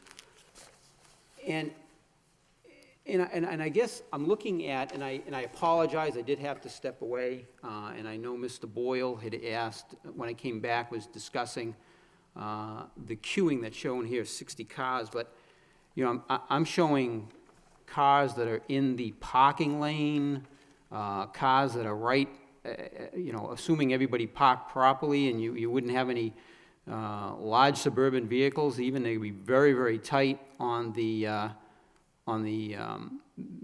other parking spots. And my question is, especially at pickup time, I think there's a greater chance to have people parked in those spots. And I don't know how really feasible, this looks good as an exercise to show how many cars you can fit on the site. But from a practical standpoint, I'm not necessarily sure it's a good reflection of what you may be faced with out there. And then, you know, I heard for the plan to have teachers out there, we're talking 60 to 70 parent vehicles wait to pick up students. You know, 60 to 70 teachers that, you know, we've had other projects come before us, Lowell Catholic, and I've actually looked at some other schools for other reasons. Quite frankly, it's kind of a nightmare around those schools. It really is. It's not as orderly as being projected. And I've dropped my children off from kindergarten to 12th grade at Lowell High School, and it hasn't been a pleasant experience. So I'm just not necessarily sure that that's a correct reflection of how that would actually operate. So I do have concerns about that. The other thing is that, and then I'm looking in a document here that is and you'll have to forgive me because we did get a lot of these documents today, and we got the traffic study at the very day of the meeting, at the last meeting. So obviously I had a chance to look at that, but then there's been some supplemental and some responses. But this is response dated January 2nd. And I guess I have some concerns with, it says here, how will staggered arrivals, departures work? If the overlap or drop-off pickup time is excessive, it is unlikely that parents will wait to accommodate multiple students at the school, and the multiple student trip reduction 10% may not be appropriate. It is expected that drop-off and pickup times by school, elementary, middle, high school, and grade would be offset by no more than 10 to 15 minutes, would only occur if necessary to accommodate traffic and parking demands within the school. At the present time, and based on observations at similar schools and the project of proponents' experience operating other charter schools, staggered drop-off pickup times may not be required for the project. So it's being proposed, but then you may make a determination that it's not required. And obviously this is a unique site. And at first glance, to be honest with you, I looked at it and says, hey, it looks pretty good because you can actually funnel cars off the main road. But then the other thing is I look at these other schools that you would have even looked at for information. How many of them actually funnel traffic down long drives with this point of egress? I mean, that's a unique situation. I'm not aware of any in the other schools, matter of fact, that I talk about, there's public streets that surround the schools. So there's people dropping off at all locations and exiting and leaving from all locations. So it's very concentrated in that funneling the traffic in that particular area. So I do have some concern with what's being projected there.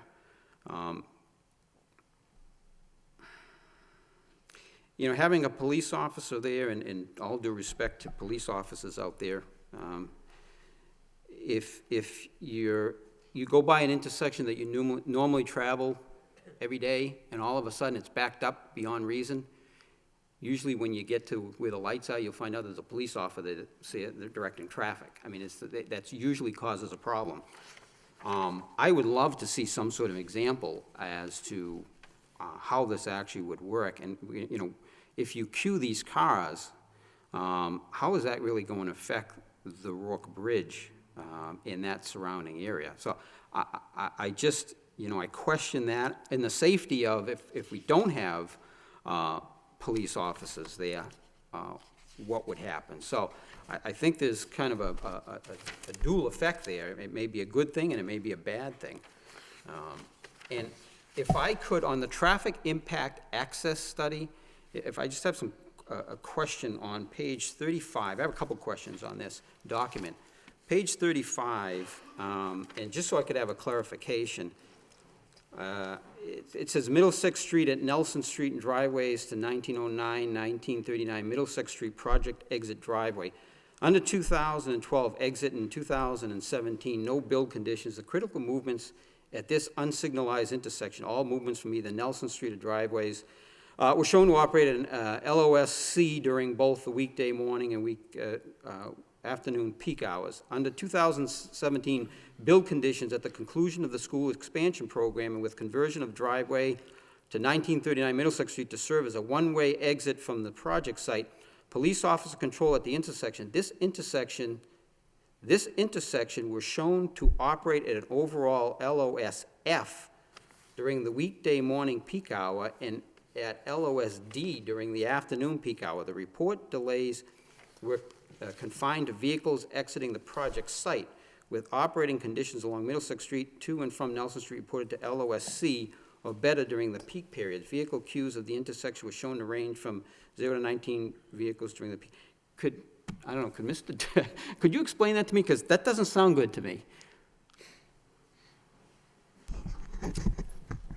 I think, as you might imagine, when the no-build condition is before the school's built. So before the school's built, and we're referring specifically to this driveway right here. So before the school's built, all you have is the apartment complex, entering and exiting at that point there at Nelson Street, coming out opposite. So the volume of traffic that's on Nelson Street or coming out of those apartment complexes, absent any school being there, is very low. So you don't find a lot of delay, and so that's what it's saying under the no-build condition. Under the build condition, this driveway gets converted, this is the driveway to the apartment complex, gets converted to a one-way exit. So during the peak hour, when I try to squeeze 250, or let's say half those vehicles, 150 vehicles, trying to exit this property over a 1 hour period, that approach will fail, because I cannot, even with a police officer there. What ends up happening is you have long delays, as you might imagine, and this is typical of any, as you had mentioned, any school property where there's a driveway, during the morning drop-off and the afternoon pickup, the driveway's in failure, because you cannot physically process the volume of traffic that's there during that brief time period, which is really 15 to 20 minutes. When you've got a spike of traffic that's trying to exit, it fails, and you have a long queue as a result of the failure. So that's what this is saying. When you build the school and you have, say, 150 cars trying to exit over the course of an hour, that approach will fail the driveway, and it's going to back up into the property. And so that's what it's saying, even with a police officer. Okay, thank you. Then also, it was interesting, so the available lines on page 37, the available line, Mr. Dirk actually probably would behoove you to stay at the, unless you want to get your exercise. On page 37, the available lines of sight at the project site drive intersections with Middlesex Street were found to exceed or could be made to exceed the recommended minimum sight distance requirements for a 35-mile-hour approach speed along Middlesex Street. Could you elaborate on that? Because I know one of the issues I have is every time I visited that site, there's a car parked right there. Right. And I know one of the recommendations is on page 34 is in order to provide the required lines of sight approaching, departing the project site driveway intersection with Middlesex Street and to afford sufficient maneuvering area for buses, delivery vehicles, and emergency apparatus, on-street parking should be prohibited within 20 feet of the project site driveway both sides. Well, this would be a vote of the city council, not this body, and we can't approve something conditioned upon that. So I do have concerns with that, but if you could elaborate on that, please. That has to happen. The parking, if vehicles park up to those driveways, and in particular, the exit driveway, if you've got a vehicle parked right up against that intersection, you cannot see coming out of the driveway. So what we're saying is that in order for the driveways to function in a safe manner, we'll deal with safety first. For it to function safely, there cannot be vehicles parked on either side of the driveway. Otherwise, the driver that's exiting will not have sufficient sight line looking to the left or right. The other piece of it is that in order to turn school buses or emergency vehicles into these driveways, the driveways are sufficiently wide to function in a safe manner, but in order for them to make these turning movements, you similarly cannot have vehicles parked up tight against the driveways because their swing will not be able to be made. So you are correct, that has to happen, and that's why we're saying in the traffic study, If you want the project as designed with the driveways as located, you need to implement those measures in order for it to be safe. You know, on page 40, Mr. Frechette, I'm sorry to interrupt, but what document are you referring to? this is actually the traffic impact and access study.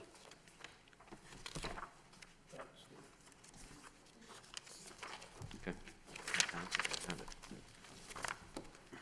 Then on page 40, it says, school zone signs, pavement markings, traffic control devices, flashing school speed limit signs should be provided along Middlesex Street for both east and westbound traffic.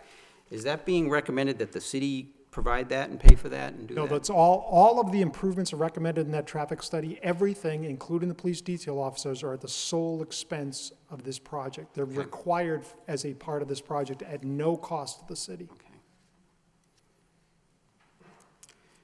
Now, on page 41, it says the monitoring would, this is the monitoring, the one-year monitoring would consist of completing manual turning movement counts, vehicle classification counts, performing traffic operations analysis for each P period, reviewing the motor vehicle crash history for the most recent 3-year review period. Recommendation would be made and may be necessary to address operational or safety deficiencies as may be identified as a result of traffic monitoring program. The results of the traffic monitoring program will be provided to the City of Lowell within 2 months of the completion of the traffic counts from, that form the basis of the assessment. I guess my question is, what do we expect from that? In other words, so you tell us it's a problem, and would there be recommended solutions that then the city would have to think about implementing? Is that? Not necessarily. They're corrective measures that probably more than likely would be done as a part of the ongoing monitoring and traffic management plan as a part of this project. And ideally, what we report back to you is that after these improvements have been made, that the intersection is not operating any worse, and hopefully it's operating better.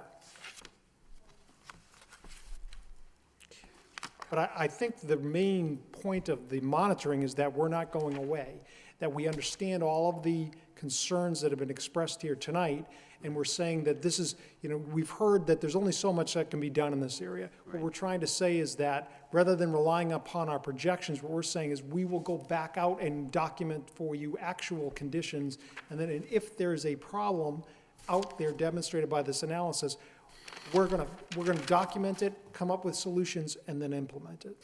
Okay, Mr. Dirk, I think probably you and I are going to agree on a couple things at the end here. With the Walgreens project, and I know some people didn't agree with this, but in theory, and I've read enough material, and not to have your level of qualifications as a traffic engineer, that's for sure. But certainly, establishments like Walgreens, for the most part, they're not a destination. And they locate where the volume of traffic is, and people will utilize the service that they provide. Correct. And so that's why when we looked at that particular site, I was very confident that that is not going to work as a magnet to really bring a lot of new traffic to the area. And it was a great opportunity to make some improvements and really work within the same traffic volume that we had. I think we can agree, though, this is a destination. Clearly, yes. Okay, so this is not going to utilize what's there. This is going to definitely bring new traffic to the area, no question about it. What I had a hard time grappling with, and I cannot in good conscience vote on this without having a peer review, independent peer review traffic study on this. We required it for Walgreens. Right.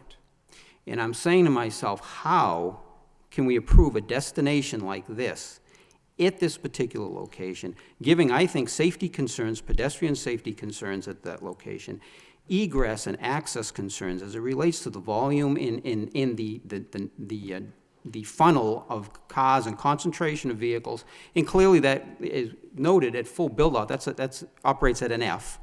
And I can say that independent peer review, and I don't know how my colleagues feel about this, was extremely helpful in dealing with the Walgreens site. And I think they had some great recommendations that built upon the initial recommendations that you had. It was beneficial on both sides. Absolutely, I think so. And so I can feel good about bringing students, young children into this particular spot. Given the challenges with this site, I can't understand in good conscience how it can go forward without an independent peer review.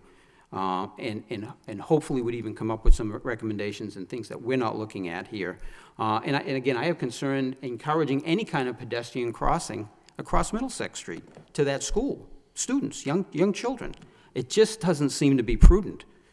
So, with that, Mr. Chairman, I would defer to my fellow board members. Thank you. Thank you, Mr. Fischett. Mr. Lockhart? Yes, I have a few questions, and to follow up on what Mr. Fischett has stated about that independent peer review, I agree. I think it's a great point. It was very helpful in that Walgreens project, and I would support a motion to that effect. A couple of specific questions regarding the site and the traffic within it.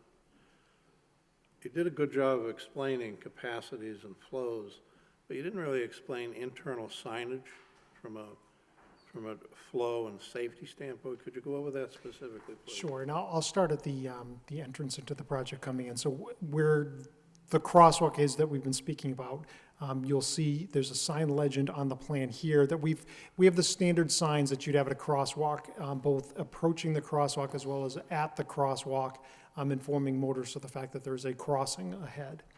As you proceed along the driveway itself, we have the entrances into the apartment complex. So what you see at those two locations there are one-way and do not enter signs. So we make sure that we regulate the flow of traffic there. And then as you enter the property itself, as you get to the parking lot areas, we have the stop signs and the stop lines that you'd imagine for vehicles exiting there.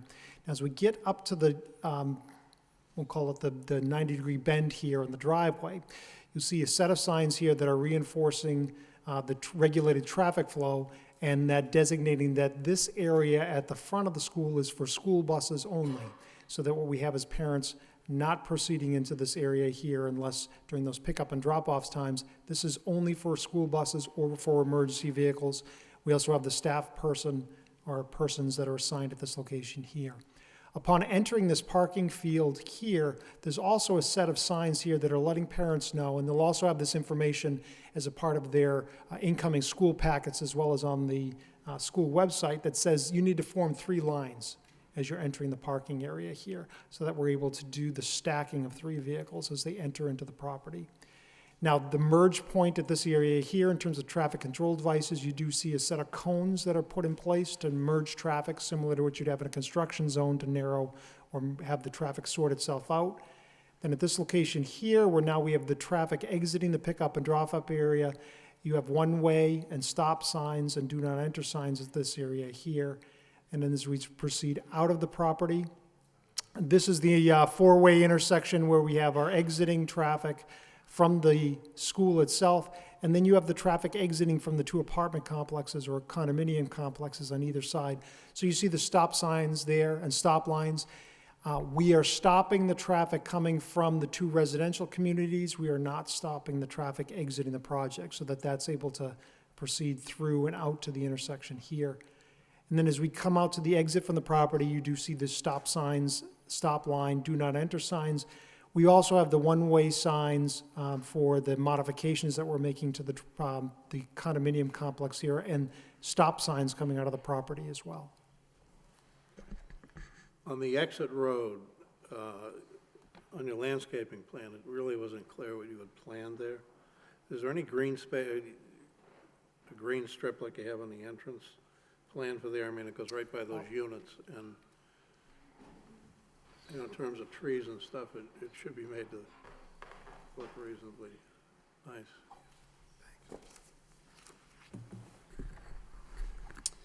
Yes, there is some green space. Yeah, They're located here Yeah. on both sides. Not right here, there's a retaining wall there currently right now as the grade slopes down here, but there would be a green space on the side here, the easterly side. Okay, very good, thank you. And one final question of Eric, if I could. I remember asking you this when we were dealing with the Walgreens project. And I know you've already spoken, maybe you could add something to it. In your professional opinion, as a professional traffic engineer, with all the experience you've had, what is your general feeling about this project and the impact it's having on the area and the traffic? And, is it a manageable thing? Where are we here? We have a lot of data here, and not numbers, just your opinion. It's a lot of traffic. It's a big impact on the intersection of Wood Street and Middlesex Street. For 2 periods a day, in the morning and in the afternoon, when this pickup and drop-off occurs, it'll be a very noticeable impact to that intersection. It's a tough location for a traffic generator of this magnitude. Is it manageable? I believe on-site it's I know manageable. that's real hard to, but, again, from your experience, is that a manageable situation, what we have here? I believe on-site it's manageable. Yeah. It's off-site is where I think it's very limited in what we can do. Stress, yeah. Thank you. Anything else? No, that's all I have. Mr. Jenner? Thank you, Mr. Chairman. So first of all, like my colleagues, I want to make sure I point out that, charter school is a wonderful thing, and we'd all like to have a charter school in the city. I think it's great to have that option for the city of Lowell. I did a little research on this company, the Charter School Development Corporation, much as I could on the internet. Sounds like they have a great track record for success. Schools across the country, including another school in Massachusetts. So, I think the concept is a great one. Also, I've listened to all the board members come up and speak at the last meeting on the video, and I know most of them and hold them all in high regard. So I know that they're trying to do something great for the city of Lowell, and it would be wonderful if we could find a workable solution here. That said, I think one of the board members, I can't remember who, talked about this as an ideal location. I think that is clearly not the case. This is not an ideal location. It's mainly due to the traffic considerations. I actually did a little bit of research from just a sizing of the site point of view and comparing it to other schools in the city, and it's actually in pretty good stead in that regard, right? If you compare it to, for instance, the Riley and the Sullivan complex in Belvedere, which as combined has about a little over 1,200 students on 13 acres. That's about 93 students per acre. This charter school, initially anyway, at 540 students on 8.8 acres, that's 61 students per acre. So it's significantly more roomy than some of the existing schools. Morey School, another one, has 550 students on 2.8 acres. That's 196 students per acre. So seems to be enough room on the site. Question is, what about the traffic? There's no question that this intersection is, among the worst in the state. As I mentioned earlier, I took a little drive just to, not that I don't do it often, but just to understand, before the meeting. It takes me a half hour to get, at 4:15, by the way, which I don't believe is the peak, to get from the Route 3 across the bridge. So I had a couple of questions, though, I wanted to go over, and most traffic related, so it'd be good if you stayed right there. Looking at the latest report, which, by the way, we did receive today, so it hasn't been a lot of time to really digest the information, but I'm very glad that you went and looked at other school situations. And just for everybody's information, previously, the study relied on kind of statewide, general, Nationwide, yeah. nationwide, averages for school traffic. And what these guys have done, and they've actually picked out a couple of schools that they think are comparable, and did an analysis of trips to those schools and, laid them back into their study.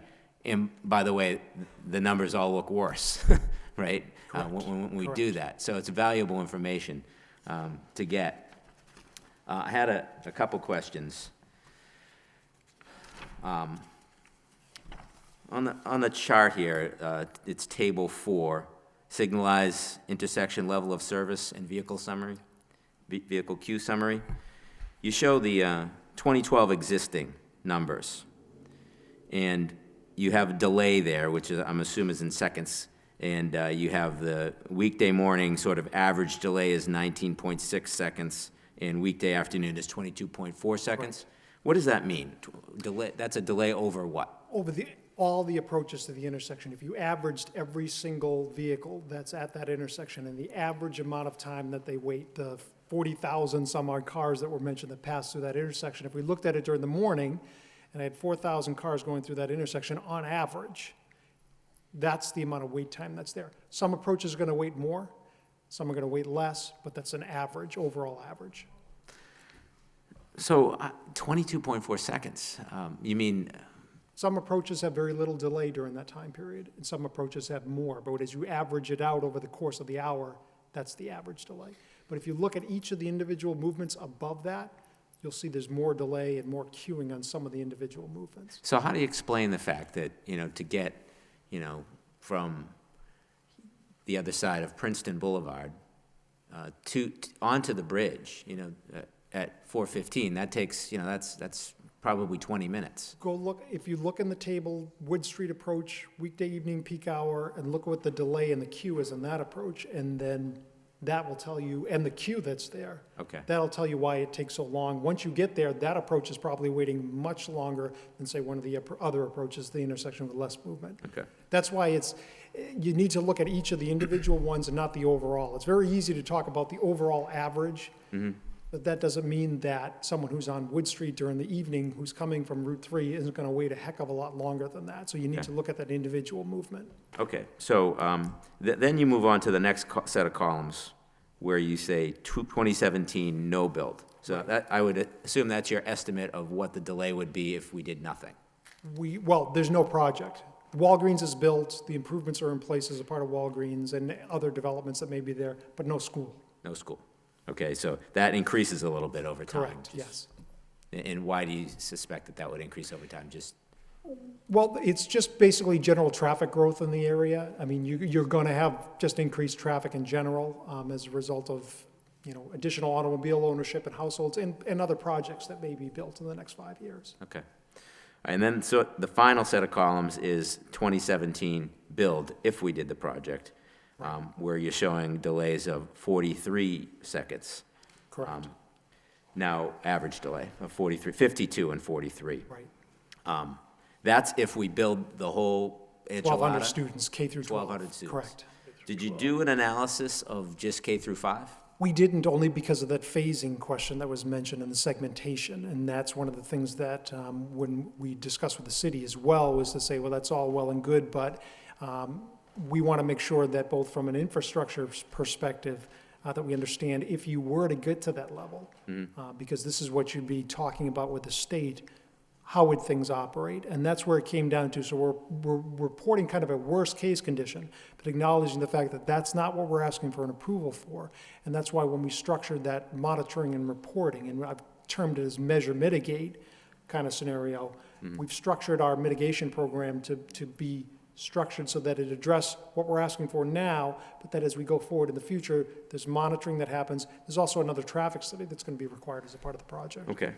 All right, so if those individual delays, from the existing to the 2017 build are, 19 and 22 versus 52 and 43, they've, roughly doubled. Yes, but I would say, again, looking at the individual approaches, in particular in the morning, and this is what I was speaking to, if you read across the column and look at Middlesex Street and you look at Wood Street, you'll see those delays are excessive. You have, levels of service of ease and Fs at those locations when you start adding this additional traffic trying to get through the intersection. So Okay. it's very good if you look at that average, but you do have to note that, as we're saying, and as your traffic engineer correctly noted, this is new traffic to the area. Yeah. So what you do see is those approaches where we have increased traffic loads, you do see dramatic change in delays and queuing. Sure. What I was going to say, though, if the individual delays are about double, Yeah, correct. would it be safe to say that my trip from Route 3 to the Rook Bridge is going to be an hour instead of half No, an it's hour? not. It's not as easy as that. Not to say that that cut that's and what it dry, is. huh? It doesn't directly I correlate. like it to be cut and dry. I'd It like to does- know right. how long it takes me to get from Route 3 to the bridge. It would be less than double. Let me put it that way. All right. Yeah, and I also had the same questions that Mr. Frechette had about the Fs that we have at the site. Correct. I think I understand that now. But just to clarify, your queuing on site. This queuing, you show about 60 cars being able to queue up here, right? We've shown 60 cars in blue as we'll call it, the pickup and drop off that we could hold in that area. And the reason for that is that, again, it's generally consistent with what we observed at the Pine School. It's also, we're showing the maximum queue that you could attain without blocking that bypass lane. Right. So you show that 60 cars can queue up at one time, still maintaining a lane for buses, still maintaining a lane for fire trucks and emergency vehicles. Yes. As well as parking for staff. And your analysis shows that you expect about 60 cars to be available for pickup and drop. At the initial phase, that's correct. For K through 5. Correct. And I would mention... Not exactly sure how you're going to get to 1,200 on that. Right. But I would make no representation relative to on-site operations at 1,200 students. I mean, that much, I can see, Eric, why you would say the on-site looks manageable, because, somebody called me, I got several calls on this matter, and somebody called me and said, hey, I pick up at the daily school at pickup time. Cars lined Campbell Drive. Well, there's no place to get off the road at the daily school. So the fact that you can queue the cars, I do see that as an advantage. But as everybody stated, the big problem is, what about once you get those cars off the site? What kind of impact does it have there? Okay. All right, I did have a few other questions here. The main one is, and maybe this is for you, Swathi, are we talking strictly about K through 5 here? What is the expansion? What is needed if they want to expand beyond K through 5? I think the primary concern will be for the space. It's a different classroom size and instructional room size that are needed for high school students, comparable to K through 8. So definitely we are looking at additional built space. So that's not really where I was going. With regard to approvals, I mean, if let's say this gets approved, and they want to expand to, I can't imagine this going much bigger than the K through 5 proposal. I'm not sure I can imagine the K through 5 proposal, but I certainly can't imagine it going much bigger and still, being able to handle all the cars on site and, the increased impact. If theoretically we were to approve this for K through 5, can they go to 6th, 7th, 8th high school without further approval? No, they cannot. They will be coming back to the board for each single grade increase, whether they build additional buildings or not, because for each additional grade, they are going to look at the traffic impact, the landscape impact. The only thing they have addressed basically is the fact that they have addressed the infrastructure needs as far as the sewer and stormwater impacts. Okay. But that is right now based on the built structure as it exists. But the minute they add more parking or more buildings, or more traffic, we are definitely looking at the board, looking at another set of plans, another set of traffic study definitely, and stormwater management, all those implications. Site plan approval. Definitely. But no need for additional special permit? No, not for any of the variances granted or the special permit, they stand for good. Okay. Okay, you mentioned the fencing. I had that same thought about those broken down rusty fences. Those you said you were going to replace. Would you have replace fencing on both driveways, entrance and exit? Correct. No, the fencing, I'm sorry, I don't know if I heard that. The fencing that will be replaced will be adjacent to Mr. Bush's property on the entrance side. Okay. There'll be no fencing on the other side because there are people coming in and out of apartments there for exit. All right. And we get these memos from the fire department and police department saying, basically, no problem. That's the extent of it for their approval. What about, do we consider the impact of additional traffic on the roadways? Well, Matt, Because the point is valid, that if there's more traffic on the roadways, it's going to be harder for the fire apparatus to move, and is any of that considered? I know who I'm asking that to, Swati, maybe you. Is that kind of thing considered? Is that a factor, or is it they strictly interested in the site when they? I believe they are doing more on-site evaluation because we don't really anticipate the police personnel or the fire personnel to anticipate how much traffic it is going to generate at Middlesex. Yeah, I mean, we have a real problem there now, right? So, okay. With regard to landscaping, please, we haven't seen a landscaping plan, or at least I haven't seen a landscaping plan. One's been submitted to the. There was a landscaping plan, part of the plan set, but we fully acknowledge that would be more elaborated on once we start to get into full construction drawings with the DPD. And one thing I think that is really important, I was up there walking around last night, yesterday, just checking out the site and the neighborhood. The sidewalks, Swati brought it up in her memo, are truly a mess. I mean, there are uneven sidewalks, there are different materials on the sidewalks, and there's no curbing. The curbing is all berm curbing. This site has no frontage. I really feel as though if this were to go forward, you'd need to sort of treat those sidewalks out in front of the apartments as if they were your frontage, because we're going to have to create a variance to allow the frontage.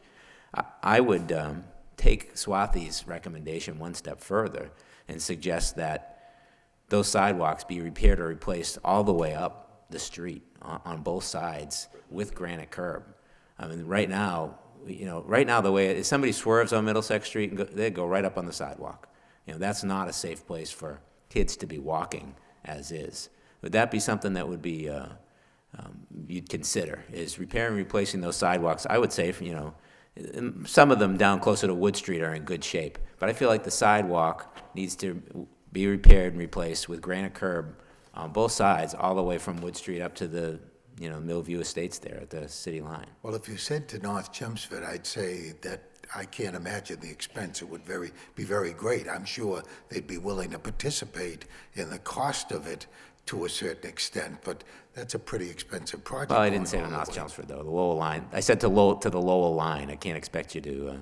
No, I'm saying Lowell, North Chelmsford line. That's still, I don't know, it's at least a mile, I think, a couple of. I don't think it's that far, because Millview, the sidewalk's in front of Millview, and it's, Millview is right on the border there. So it's certainly not a mile. It's certainly something that I would ask my clients to consider and look at. I mean, the question is, how much ultimately can they expend to put Yeah, this I understand, but at the same time, one of the criteria we're being asked to look at here specifically is safety, right?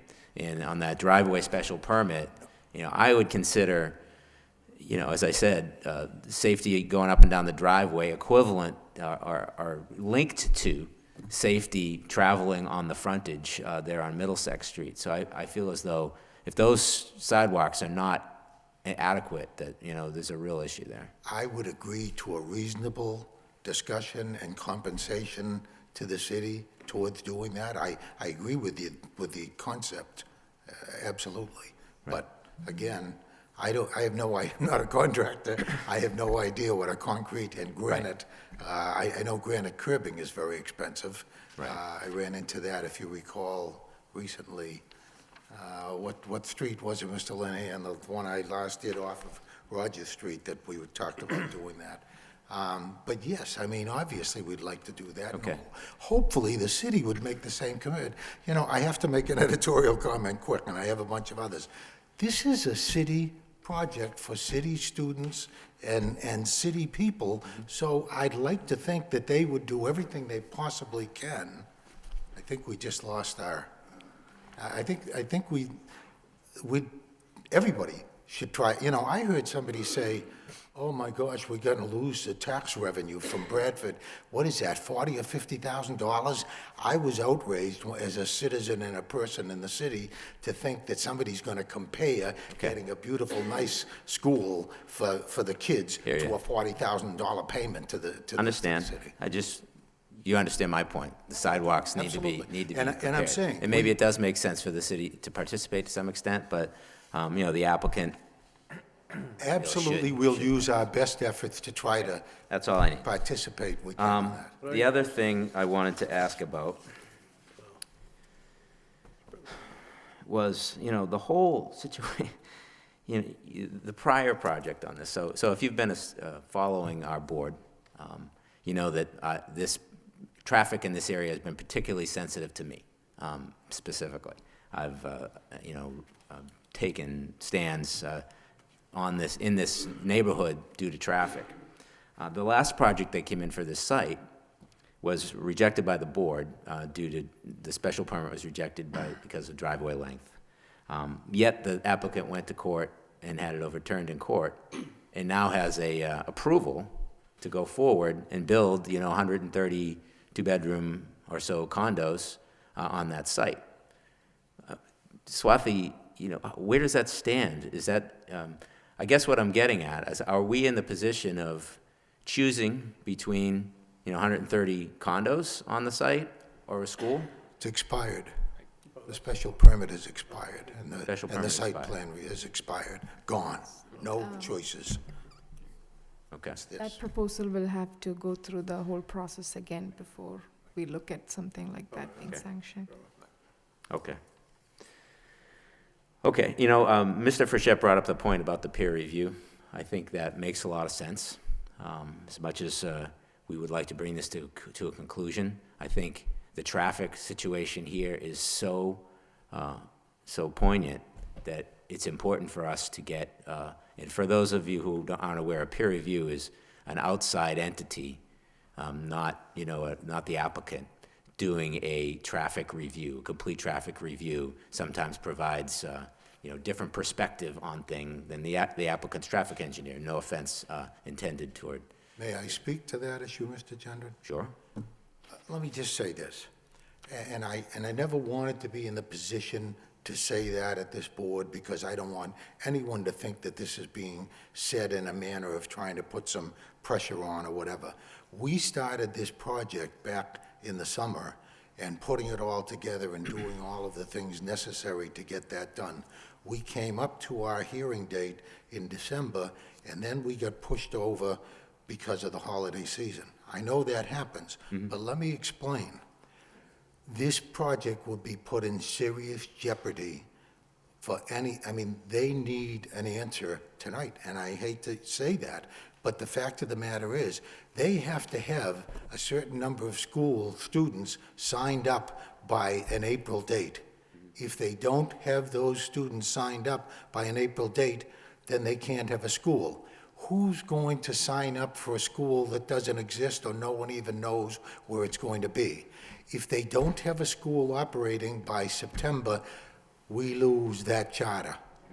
I have to tell you that. I didn't want to say, I was never intending to say it before, if for no other reason than it might give the opponents the opportunity to delay. We can't afford a peer review. I find it a little, and I know you said, and I know you don't mean it to be insulting, but the city has their own people who look into these things. You know what? Eric Ibby is the best, most qualified traffic engineer that, in my memory for a while, that I think we had here in the city, and I think he worked very well with our guy to make those things. And let me, while I'm on that point, make the point, because I don't think anybody understands what the traffic cam is we're talking about. We're not talking about somebody just looking. We're talking about a camera that will be facing the people, the traffic that's coming on from the Rourke Bridge to the Pawtucket Boulevard. That's just one particular profile.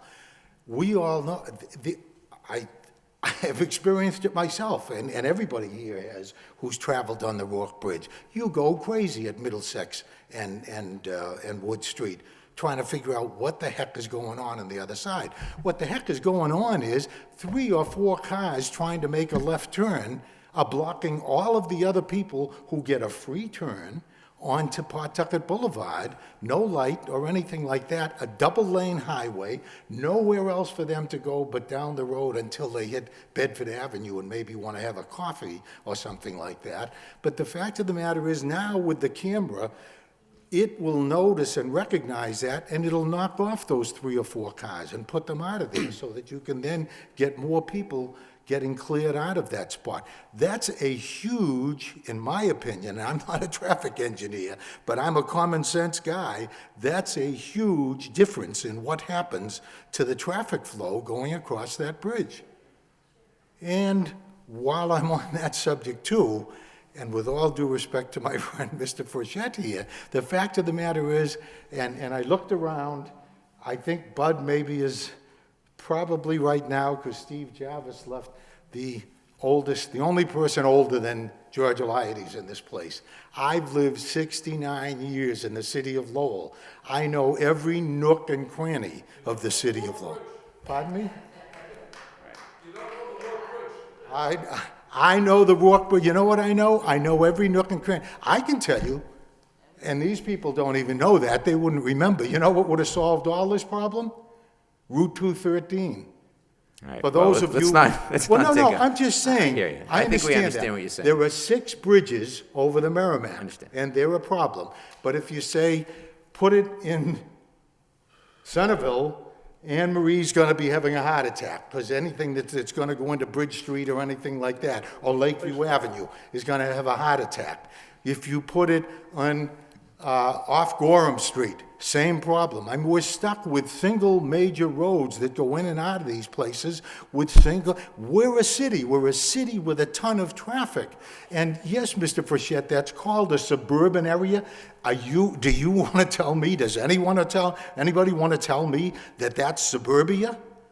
There's huge numbers of people in that area there. That isn't really, maybe compared to the rest of the city, I would call it suburbia, but certainly not to the other parts. But I can then go from there to there or there. You can't get into Belvedere without crossing one of 3 bridges.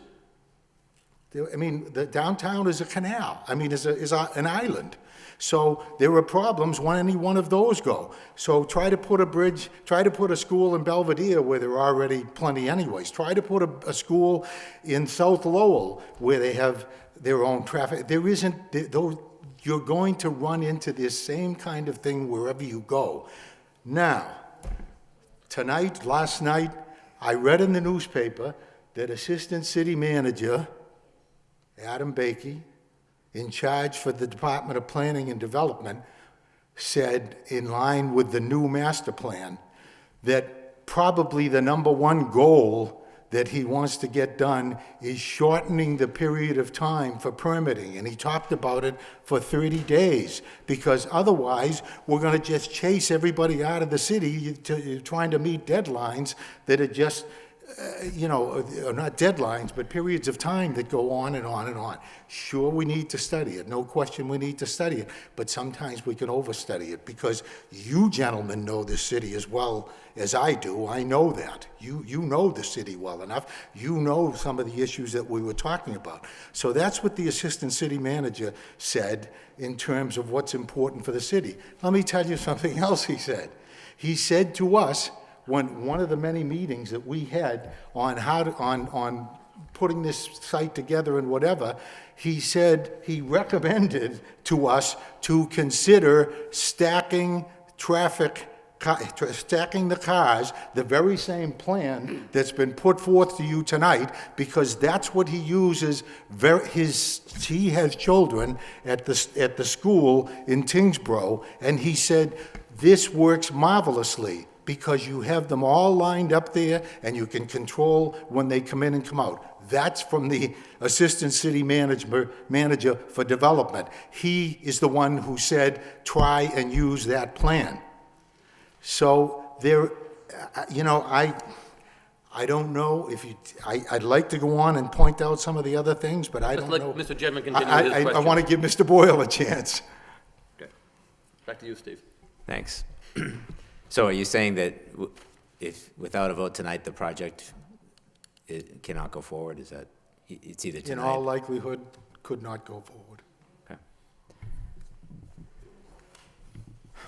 I completely understand the camera, by the way. So, and I think, you know, Eric, you had talked about, do you have an idea for the impact that that camera could have? Yes, the camera will definitely have an impact in getting the traffic to flow better over the bridge. I mean, it'll bring things back to how they are on this table. I mean, the part of the problem with analysis in this report is it doesn't take into account those external factors that impact the intersection. Yeah. So things are actually worse than are shown in the report. That camera would bring them back to what it shows on the table here. So, you know, I understand what you're saying, Mr. Elides. And honestly, you know, I think there's a lot of benefits to a school at this site, to be quite honest with you. Traffic notwithstanding, you know, you can find a lot of studies.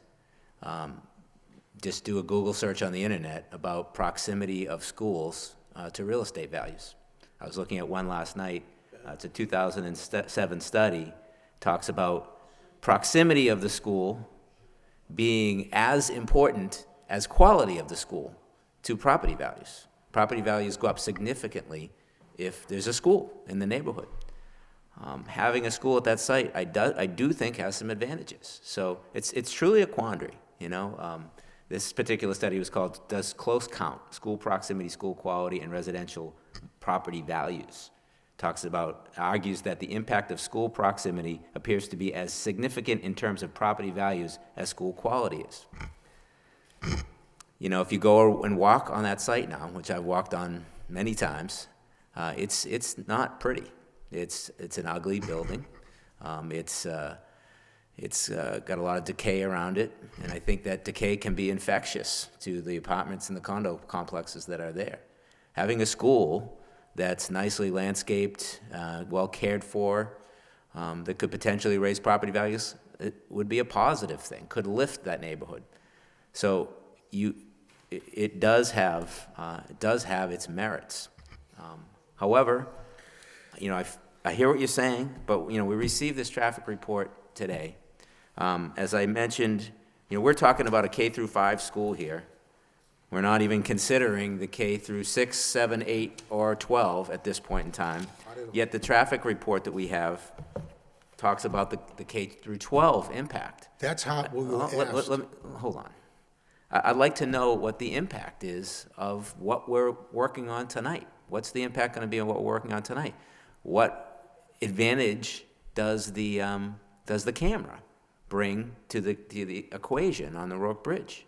What advantage does the you know, varying of the drop-off schedules bring to the game here? So, you know, I don't feel like we've been properly equipped with the information about the traffic impact. We can't shrug it off. We can't say traffic impact doesn't matter. We know the school's a great idea. We have to feel comfortable that it's not going to make a really bad situation terrible, unmanageable. That was a good term that Mr. Lockhart used. Is it going to be manageable? Because it could be complete and total gridlock and chaos.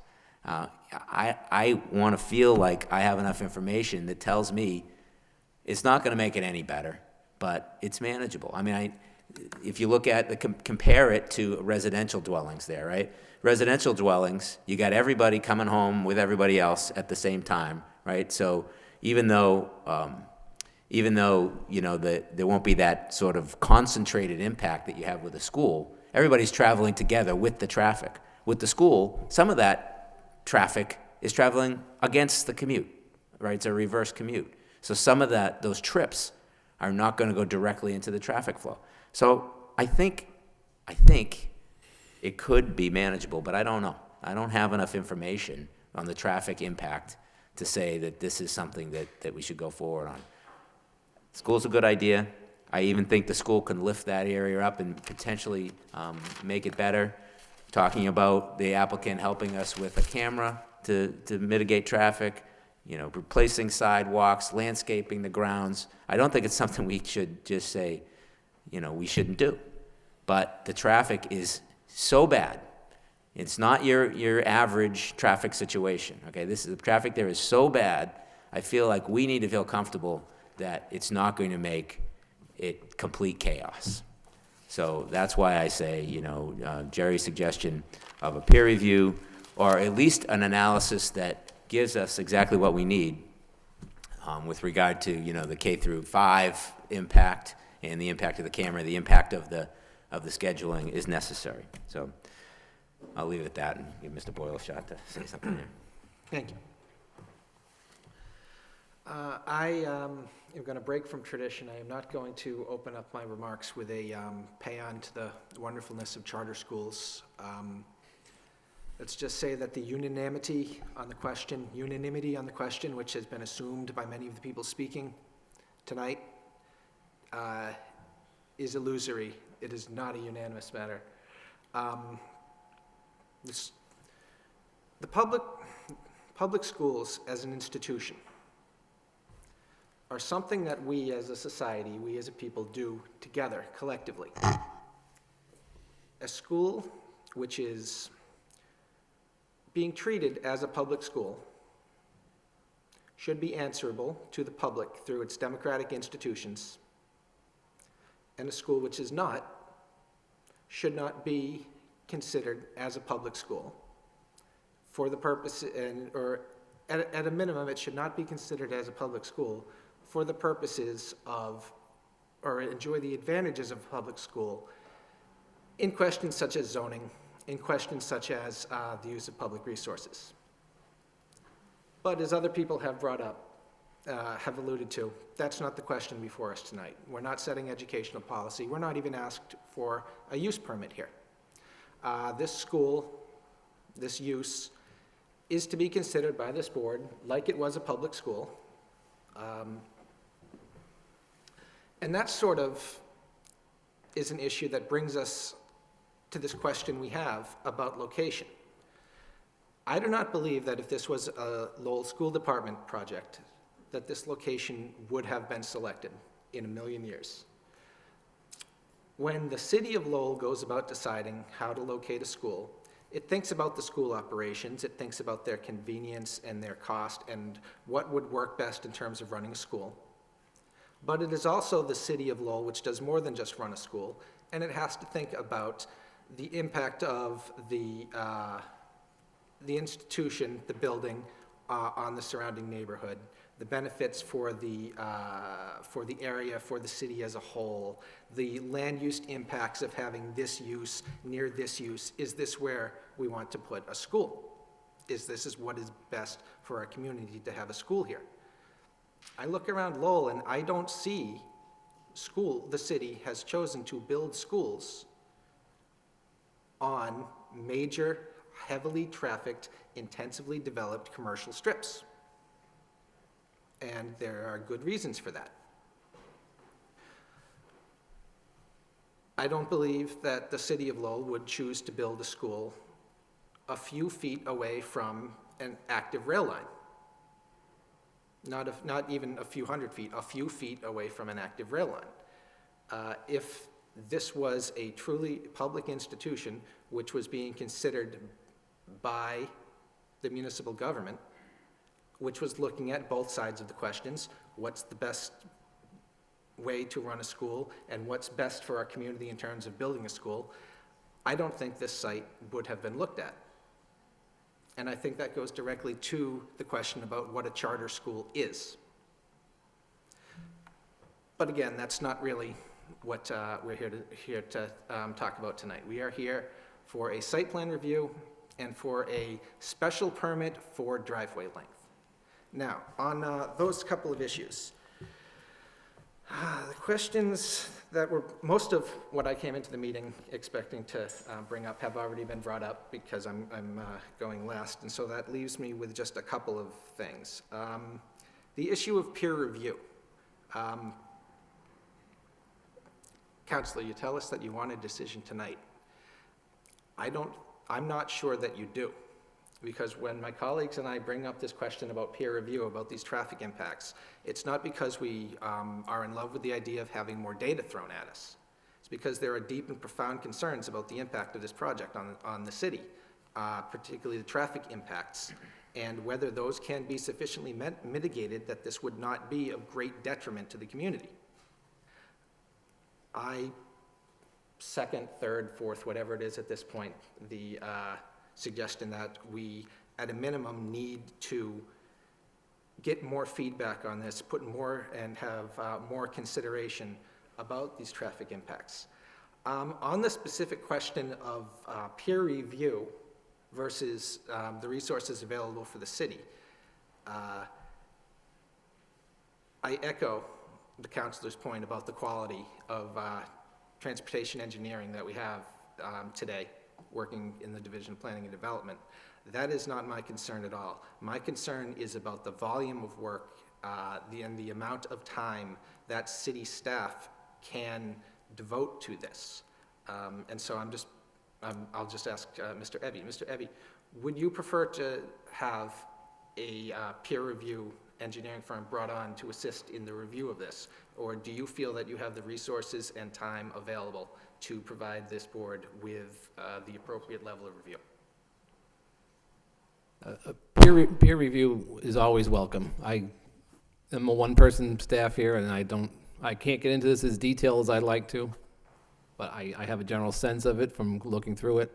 I've done these traffic studies myself for 25 years. I've been on the other side until the last couple of years. If I had more time, I could give a much more thorough review on this, but that's why I would welcome a peer review. Okay. Okay, I'm hearing two things there. I'm hearing that you think it could be beneficial to have a peer review, and that is largely an issue of time, of the time that you have been able and that you will be able to devote to this review. That sort of confirms my initial impression about our ability to act tonight and how I personally would feel if we were to act tonight. Moving on to another question. While we're on the traffic engineer, the camera. This system with the four-way viewing traffic camera, is that the one that you would want Santa Claus to bring you if you could have any traffic system installed at the location, or is that what the applicant offered? This is what we are looking into. We recognize this problem. If this project wasn't even here, we would be putting this camera in ourselves. This camera? Yes. Okay, so this is the camera you'd ask Santa for? Yes. Okay. All right. We're working on the bidding process, whether or not this project goes forward. Okay.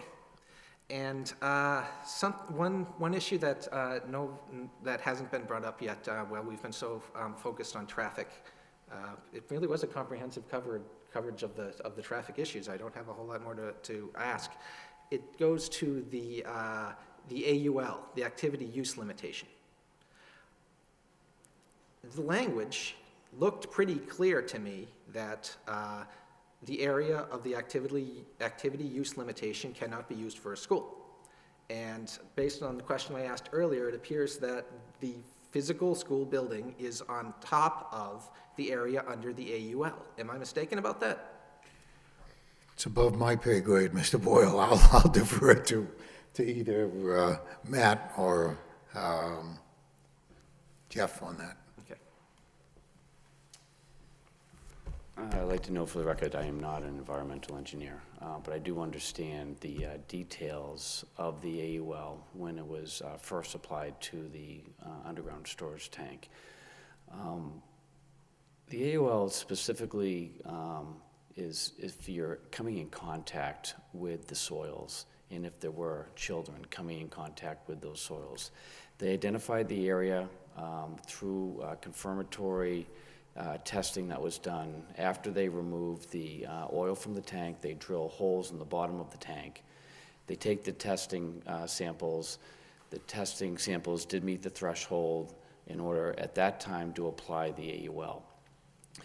We've subsequently have submitted an additional document from the environmental engineering firm that would further evaluate that area to ensure that the AUL would need to be revised and taken off of the property.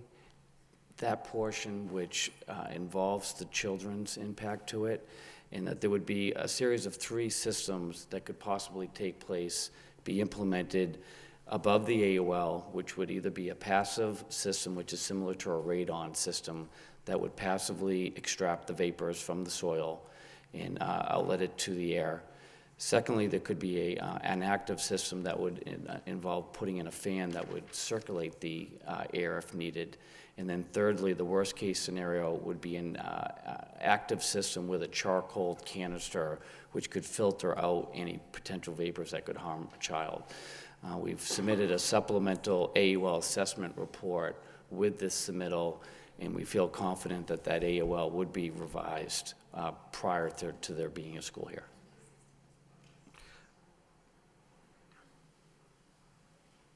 My question, though, is really more of a legal one. Swathi, maybe you can help me out.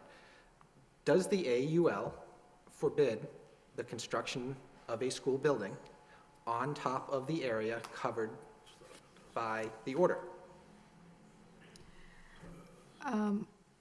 If they are not recommending or implementing any efforts to revise the AUL, they cannot. But that is not the effort, that is not the direction the applicant is following. They have been actively engaged in hiring a consultant, and that consultant has been in direct communication with our environmental officer. And I spoke to her briefly on Friday after our meeting with the applicant about my same concerns, because I am not an environmental specialist. So she said, as long as the environmental consultant they have hired, and they will do a good job because she has worked with them on other projects too, review the AUL revisions that are recommended. And AUL certifications as this can be revised by multiple options. The 3 explained by Matt are definitely things that have, but without those revisions, no, they cannot. So based on how that second phase report comes out and what they recommend as the revisions, that company, the consultant will review those revisions recommended.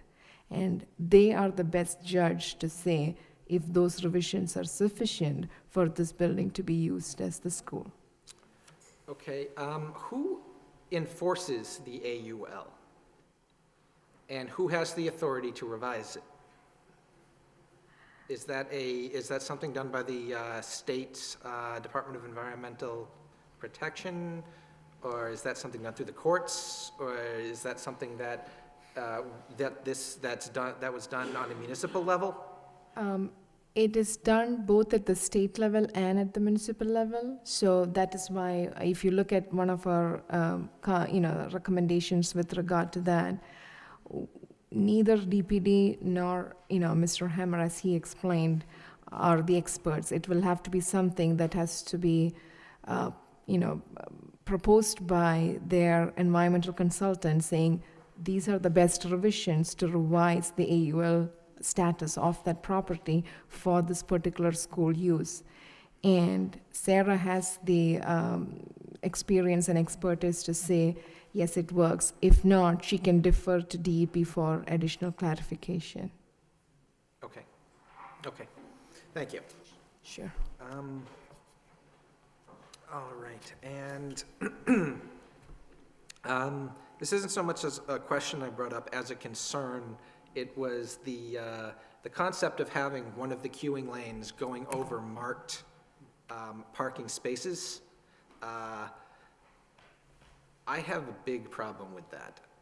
One car in those spaces that parks during those spaces at any point during the day and gets left there.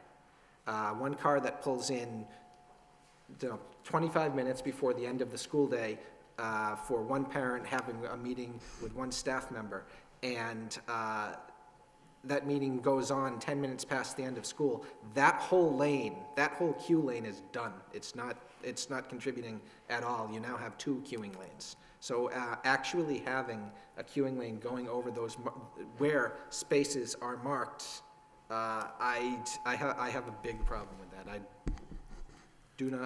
I would have trouble accepting any traffic plan that depends upon there being that much volume of, that much queuing length going over parking spaces.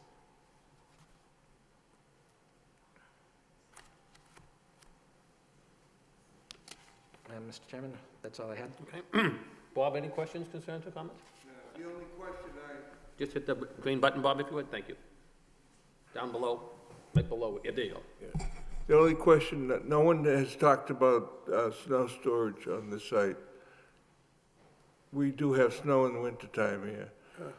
We have. I'm sorry, I What- didn't, He wants to know about the snow storage on site? Matt, could you address that, please? Sure. Thank you.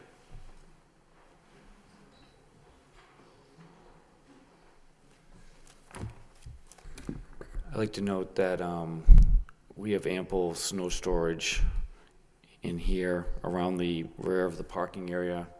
We also, in an emergency, if we get a significant high snowfall, we have the entire recreation field here. We also have these areas along here, the parking lot, and in here as well.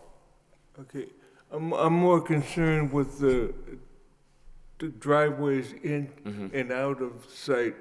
When you're going through those residential complexes, Yes. what happens, how are you gonna make sure that those driveways are completely clear so that vehicles can go through them, especially buses? Yep. All of this snow will be taken here and deposited in these areas here. Okay, it's along gonna the be a entrance. removal process. Yep. And on the egress, if there was a light snowfall, it could be handled along the side. If not, it would then be removed completely from Okay. the exit. Thank you. You're welcome. Anything else, Bob? No? Mr. Chairman, Yes.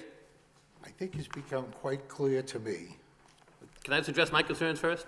Pardon me? Can I just make a few statements first? Oh, I forgot you, I'm sorry. Thank you, I go last. All right. Okay. So where is it? I know some of the concerns that started off with was a peer review. And I know we did a peer review on Walgreens. And the reason why we did the peer review on Walgreens is because early at the preliminary plan, the question came up is, that site at Walgreens was put out to bid at the approval of the city manager and the city council, who voted on it. And the concern was, by the board at the time, Attorney Claremont, was no disrespect to our traffic engineer, but he happens to work for the city, which is the city manager, and the city council, who put this piece of land out for bid, who the manager wanted to be sent out to bid, and the council approved to build it out so someone could come and buy the land and develop it. That was the goal for the city council and the city manager. So Mr. Attorney Claremont said very early on, you know, this puts our traffic engineer in a tough situation for working for the city after the city council and the city manager says, we want to bring in business, put it on this land, and have it developed. So at that point in time, at the early proceedings, he mentioned, let the applicant know, we want the peer review due to the fact we have an independent body to look at what the city wants done and what the applicant wants done. That's why we put that out for the peer review. I understand the peer review is very helpful. I understand the constraints in the peer review, but that's the reason why we did it for Walgreens. Basically because we wanted an independent review. Here we have our city engineer as well as the one hired by this applicant. One good thing about this site is, the fact is, it is coming in phases. I know each time it comes in, if it gets approved, we'll have to look it over again, and again. One question I did have is, what if we approve the first phase of the site? Two questions. One, then we find out that the traffic isn't working on the site. What would the charter school do in regards to coming back to go up to the 8th grade, then to the 12th grade? Well, first of all, we obviously would never try to go up to 12, grade 12 at that point. Secondly, we'd all get a chance to revisit the traffic situation at that time and see what the best... Let me rephrase it then. If you have the charter school K through 5, and we don't approve the future development, does the charter school still stay K through 5? That stays at K through 5. What happens to the other buildings on the site if you only have the K through 5? I can only speculate, Mr. Chairman. I My mean, the guess Bradford would... Industry has the two, has the two buildings in the yellow, because what you're proposing to do is put the school in the tan on sites. My question would be, you get K through 5, or even why the K through 5 is going in, if it was approved, those two buildings just sit vacant. I know it said security cameras on site and all that. Yeah. No, my understanding is that those two buildings on either side are to be removed as part of the K through 5 project. All right. So they would be taken down regardless, and if the K through 5 gets approved? That's correct. Okay, all right. So I mean, at least, and I know at the last meeting, and when Aaron was here, we spoke in detail at length, and we spoke that we wanted the traffic study to be not just K through 5, we wanted K through 12, so we get the big picture. But tonight, what's asked in front of us is to approve K through 5, and then with the traffic improvements that come down the road, if this part did get approved, would have a chance to look to see if those improvements are working, what improvements have to be made, and how to convince us of whether those traffic improvements are working. So in a way, it's a good thing that you're not asking for, I guess, K through 12 tonight. With 12 through 5, it's a phase system, and see how it works. So that would be a couple of ways to say that, there is concern, but at least if we go through it, at least we have a second review and a third review before the whole thing gets bumped out. I totally understand that. I had one question, if I could, for Matt. I just want to, let me just pull up my plan here for a second.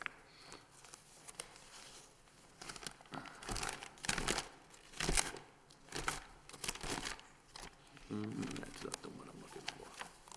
On the exit way, I know now you have, with the, let me take a look at this. Yeah, okay. There it is. And now there's two different ways of traffic that go in and go out, right? What you have existing now, was it a one-way in and a one-way coming out?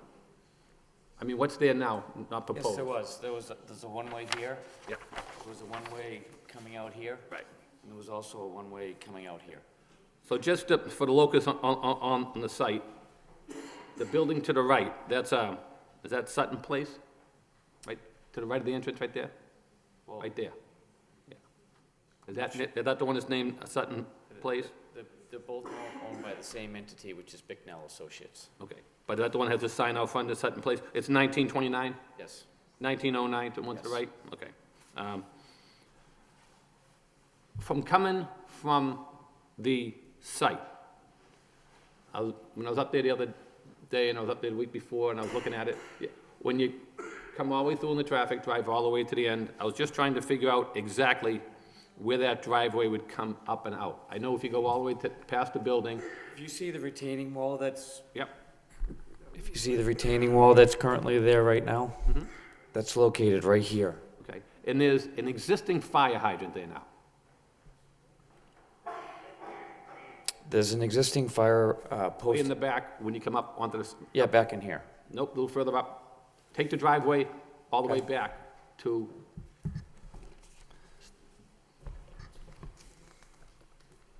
So if you take, for coming where the driveway comes up, there is a fire hydrant on site. So I was curious. Yes, there's a fire hydrant located right here. So that answers my question. So the drive would be to the... It'd be right here. Okay, so coming up there, if you're coming up that... It's approximately 30 feet away from that fire hydrant. Right. So, okay, so where that driveway is, your exit way would be, coming out of there would be to the right. Yeah. That driveway coming through, okay. Right now, they have a couple of dumpsters. Right, yeah, the dumpsters were there, the driveway was there, and then there's a little slope coming up. Yeah. Okay, 'cause I want to know exactly, by looking at it, I think that's what you and I were looking at Yeah, yesterday, Rich, right. when we were out there together, okay. That's true, the dumpsters are right there.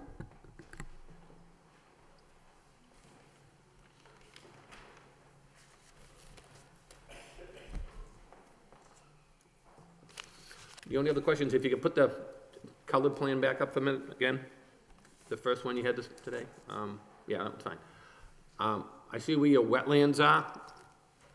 Yeah, now would they be, would there be any screening along the wetlands? There will be some landscape trees along the edge of the parking area. Okay. Because the question is, I'm just curious, how deep does that wetland get? I mean, you know, how much water, what we ended up doing last time is, the special permit for the driveway last time was going through there and in and over the wetland. And what we approved last time, after remand from the court, was if the water gets up to a certain height, we wanted a fence around there. My concerns are now, if you have water on site and you have young school children there, we do not want the young school children to stray from the building and go towards the wetlands.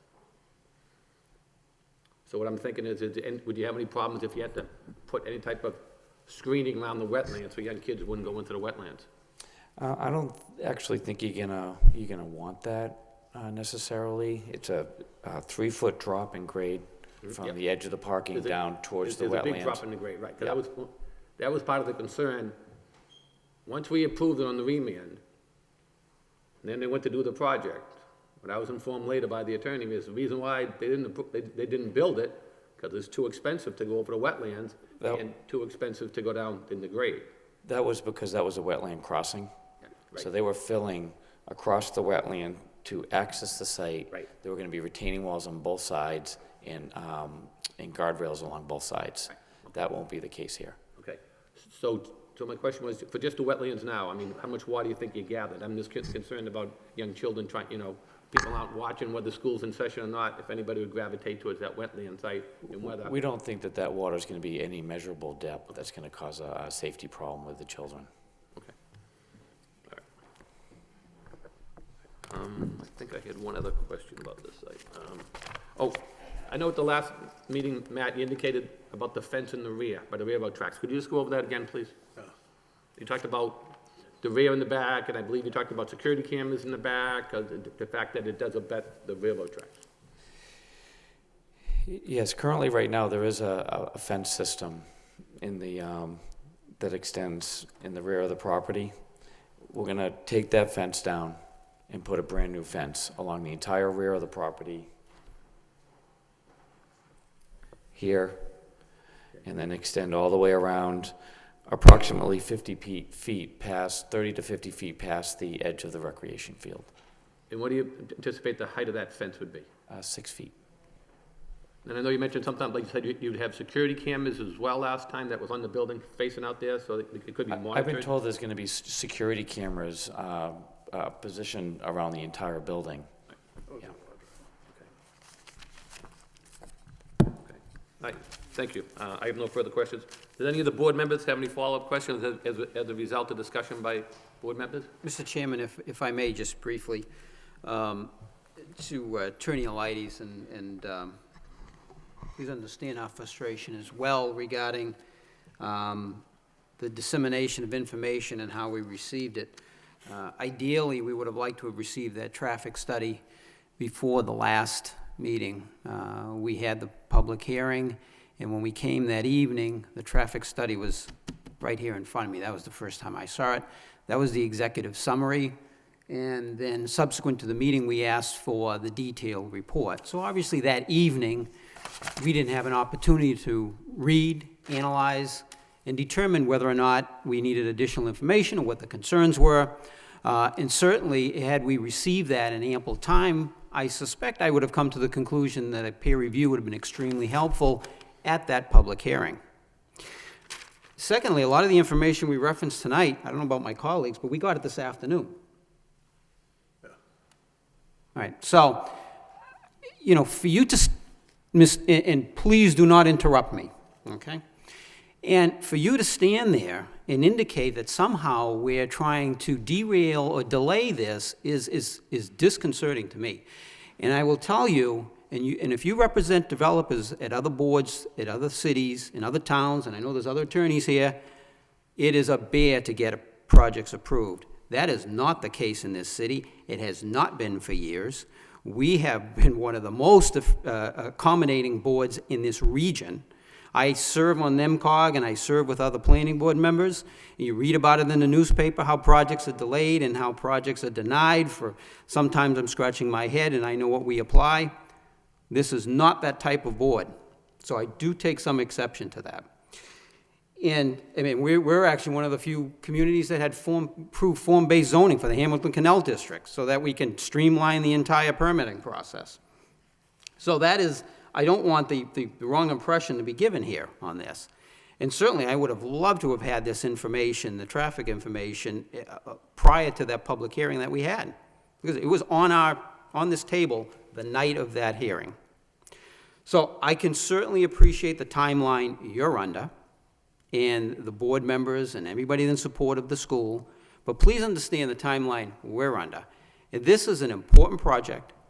It's a very delicate spot, and for us to make a hasty decision just to accommodate the timeline and us to be derelict, in my opinion, in our duties as a board, to make a hasty decision where I believe there is some useful information that could be obtained from a peer review and recommendations as a result, that if in fact we can end up with this project at this site, we end up with the best possible situation that we can have. And that is certainly my concern. That is where I'm coming from on this.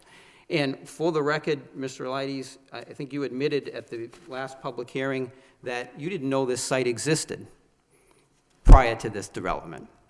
So we knew the site existed, and we knew what the challenges were the site. And I know you asserted that you've been in the city for so many years and you know the city, but you indicated you didn't even know this site even existed.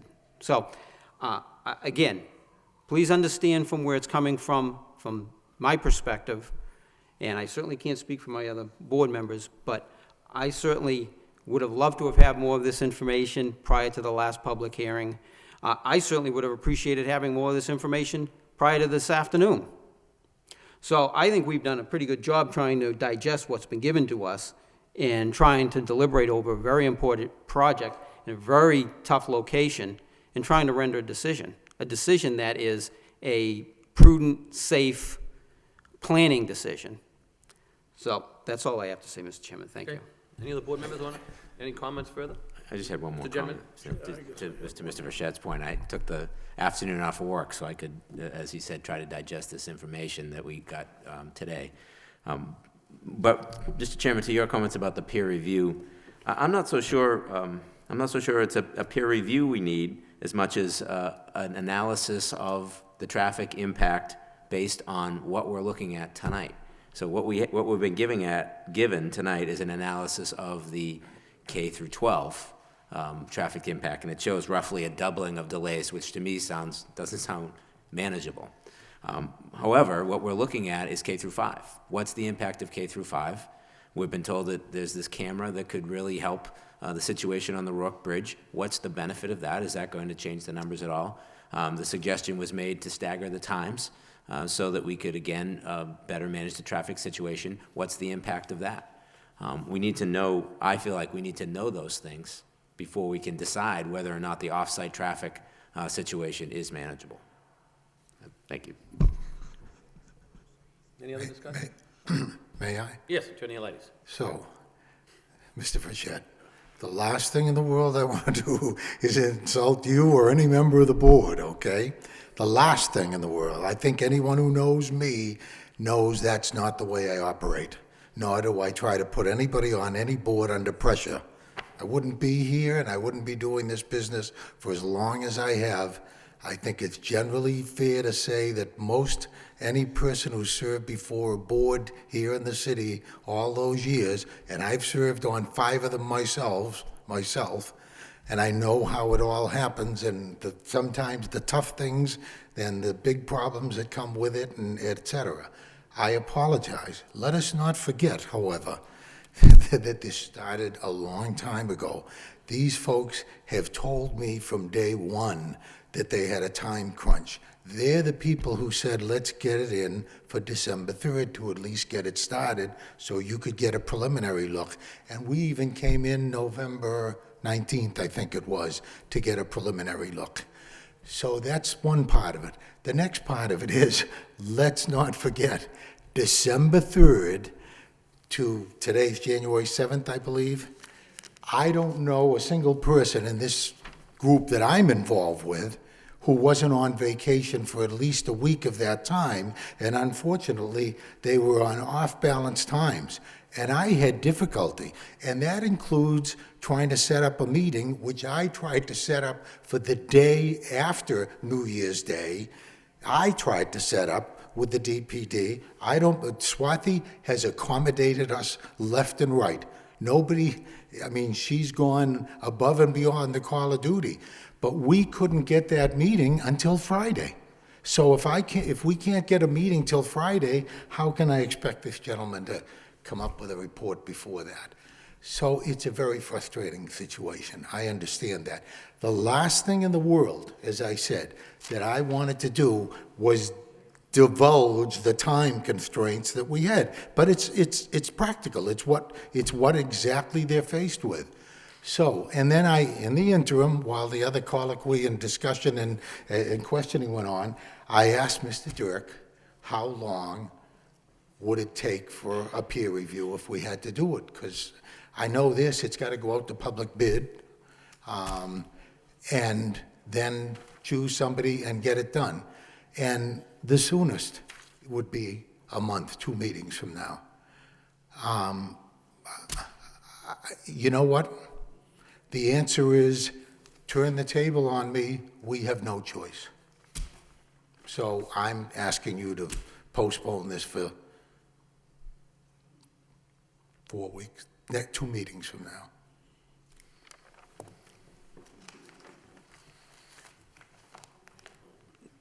Question maybe to either Swaze or Eric.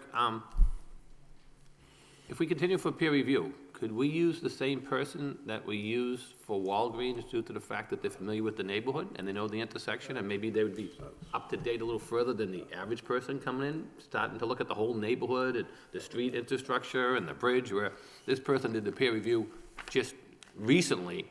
So with this, and you've worked with the person we did last time, the same with their considerable knowledge of the intersection, would that expedite the peer review? I don't know. Yes, I think the familiarity would help. Yeah, it would certainly help, I would think. I'm not sure what the process is of hiring a peer review, if it has to go to bid or how it's done, but. May I make one more comment? Yeah, did you hear what my question was, though? I did, Yeah, yes. I'm thinking if we did the peer review with Walgreens, would it make sense to see if we could use the same traffic people as Walgreens, where they're familiar with the work intersection, instead of bringing in a whole new traffic person who's gonna start from scratch? Could I dream this way and say, let's put it off for 2 weeks, for the next meeting, and see if possibly that could get done? I would ask that. Can I also make another comment? I hate to say this, but, and I'm not, again, there were 100 times tonight I wanted to make this comment.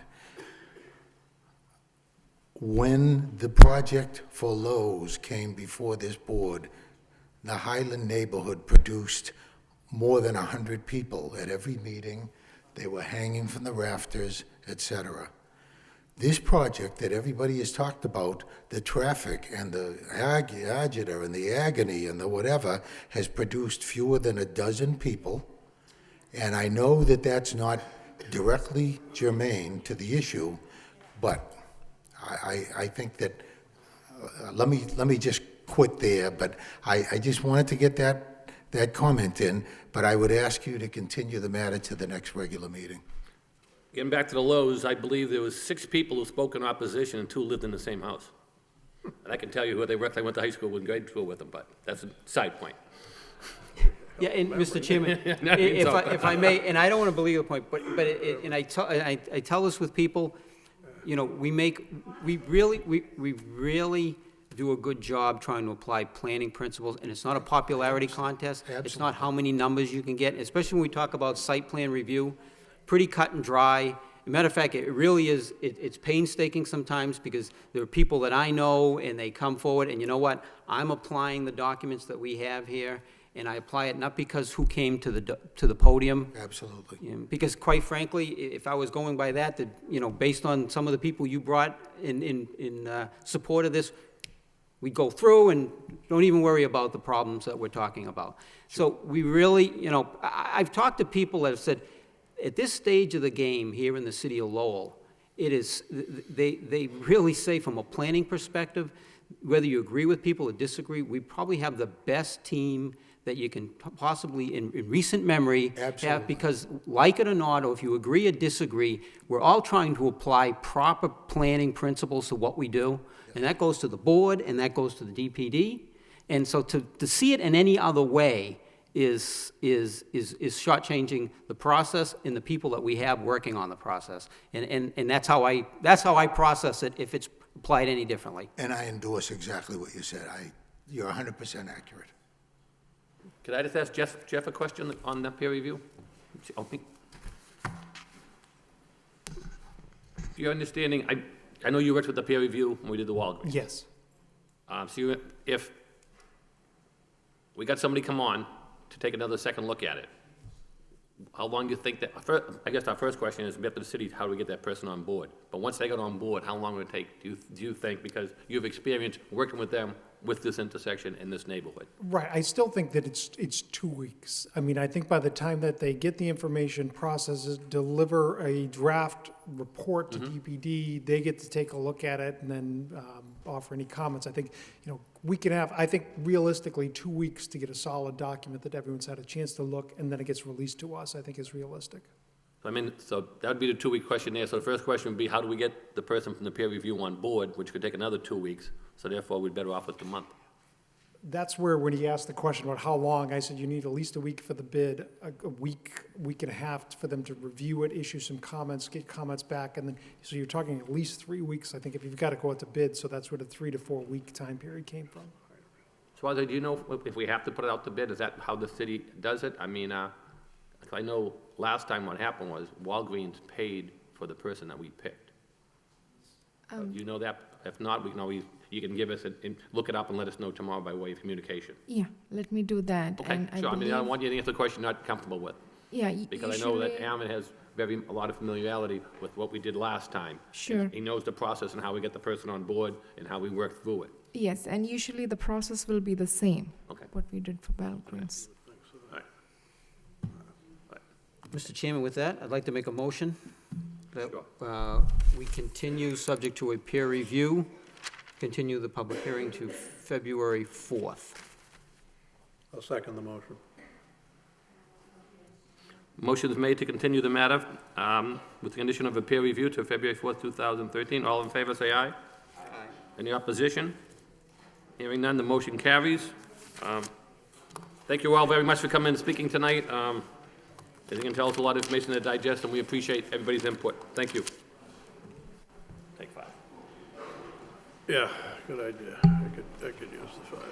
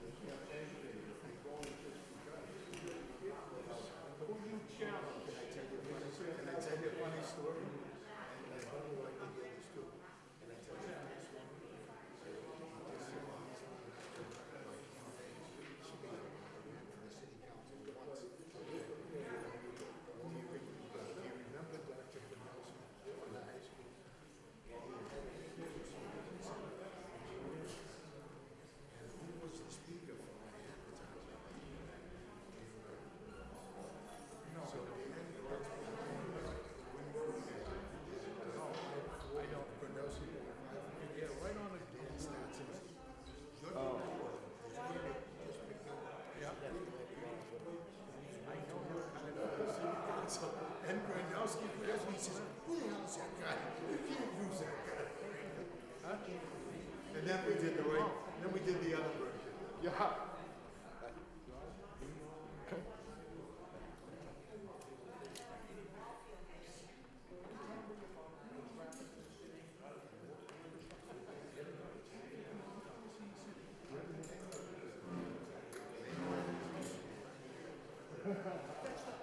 I understand that, but that's what I'm saying.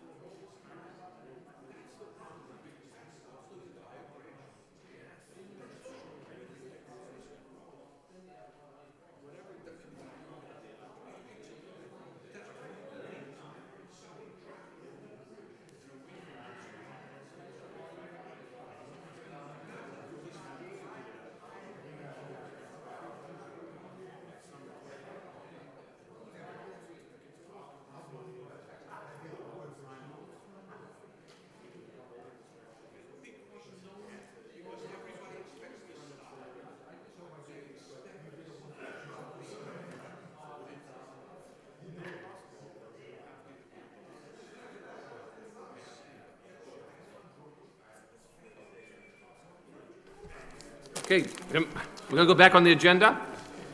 We have a few more matters. Excuse me, can you just speak outside? We have a few matters on the agenda, thank you. Okay, moving along, we have, other matters, we have the approval of the May 7th meetings. Anybody have any comments on those? Chair, I want to make a motion to approve the May 7th, 2012 planning board minutes. I'll second that, Mr. Chairman. Motion made and second, all in favor, say aye.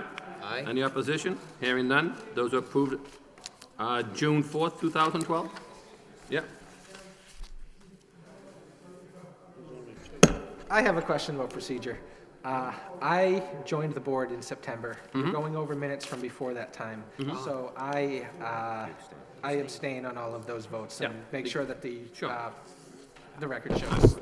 Yeah, because you, okay, no problem, yep. June 4th, 2012, any questions on that? Make a motion for approval of June 4th minutes. Second that, Mr. Chairman. Thank you. And then the last one was at September 20th. I know we had those revisited a few times. I know, Jeff, you had some questions on them, I had some questions on that to your satisfactory at this point now? Looking at the minutes, I feel that the revisions properly reflected what the concerns of the board were at that time and reflects the discussion. So based on that, Mr. Chairman, I certainly would make a motion to approve the minutes. I'll second the motion. Motion's made and second, all in favor, say aye. Aye. That's yours, this is mine. We do have some matters from the ZBA notices. Anybody have any questions on these? The first one is 1857 Middlesex Street. This is the matter that we just took and we continued, so obviously we don't have to act on that any further. So then that was a continuance which will go before the board. We already gave recommendation that we continue that. So after that, we have a special permit for signs. It looks like you have 211 Plain Street on all three of these. One's for an anchor sign, one for Sprint Wireless, and one for, what's the other one? To install channel letters. Any questions on those? You want me refer those to our design planner for the signs? Make a Or? motion that we refer all sign requests to the plan. Okay. Second that. Motion made, second, all in favor, say aye. Aye. Aye, okay, those are approved. Any of the board members have any further general correspondences? Hearing none, can we entertain a motion to, oh, wait a minute. Swatha, you gave us a little something, information here tonight? This is for next meeting? Okay, all right. Thank you very much, all right. Do you have anything you want to add to us? Any comments or anything? No, I will definitely contact Aaron because I was not here during the Walgreens project. And I want to, give you the correct information about the protocol that need to be followed. And if Aaron has any questions, just tell him to give me a call tomorrow. Sure. Okay, or if you have any questions, just call me again like you did today on my cell phone. Sure. And I'll get back to you, okay? Okay. All right, thank you very sir. much. Okay, I believe that concludes our meeting tonight. Do we have a motion to adjourn? So moved. Second. Motion made and second, all in favor, say aye. Aye. Adjourn, good night, and thank you, everyone.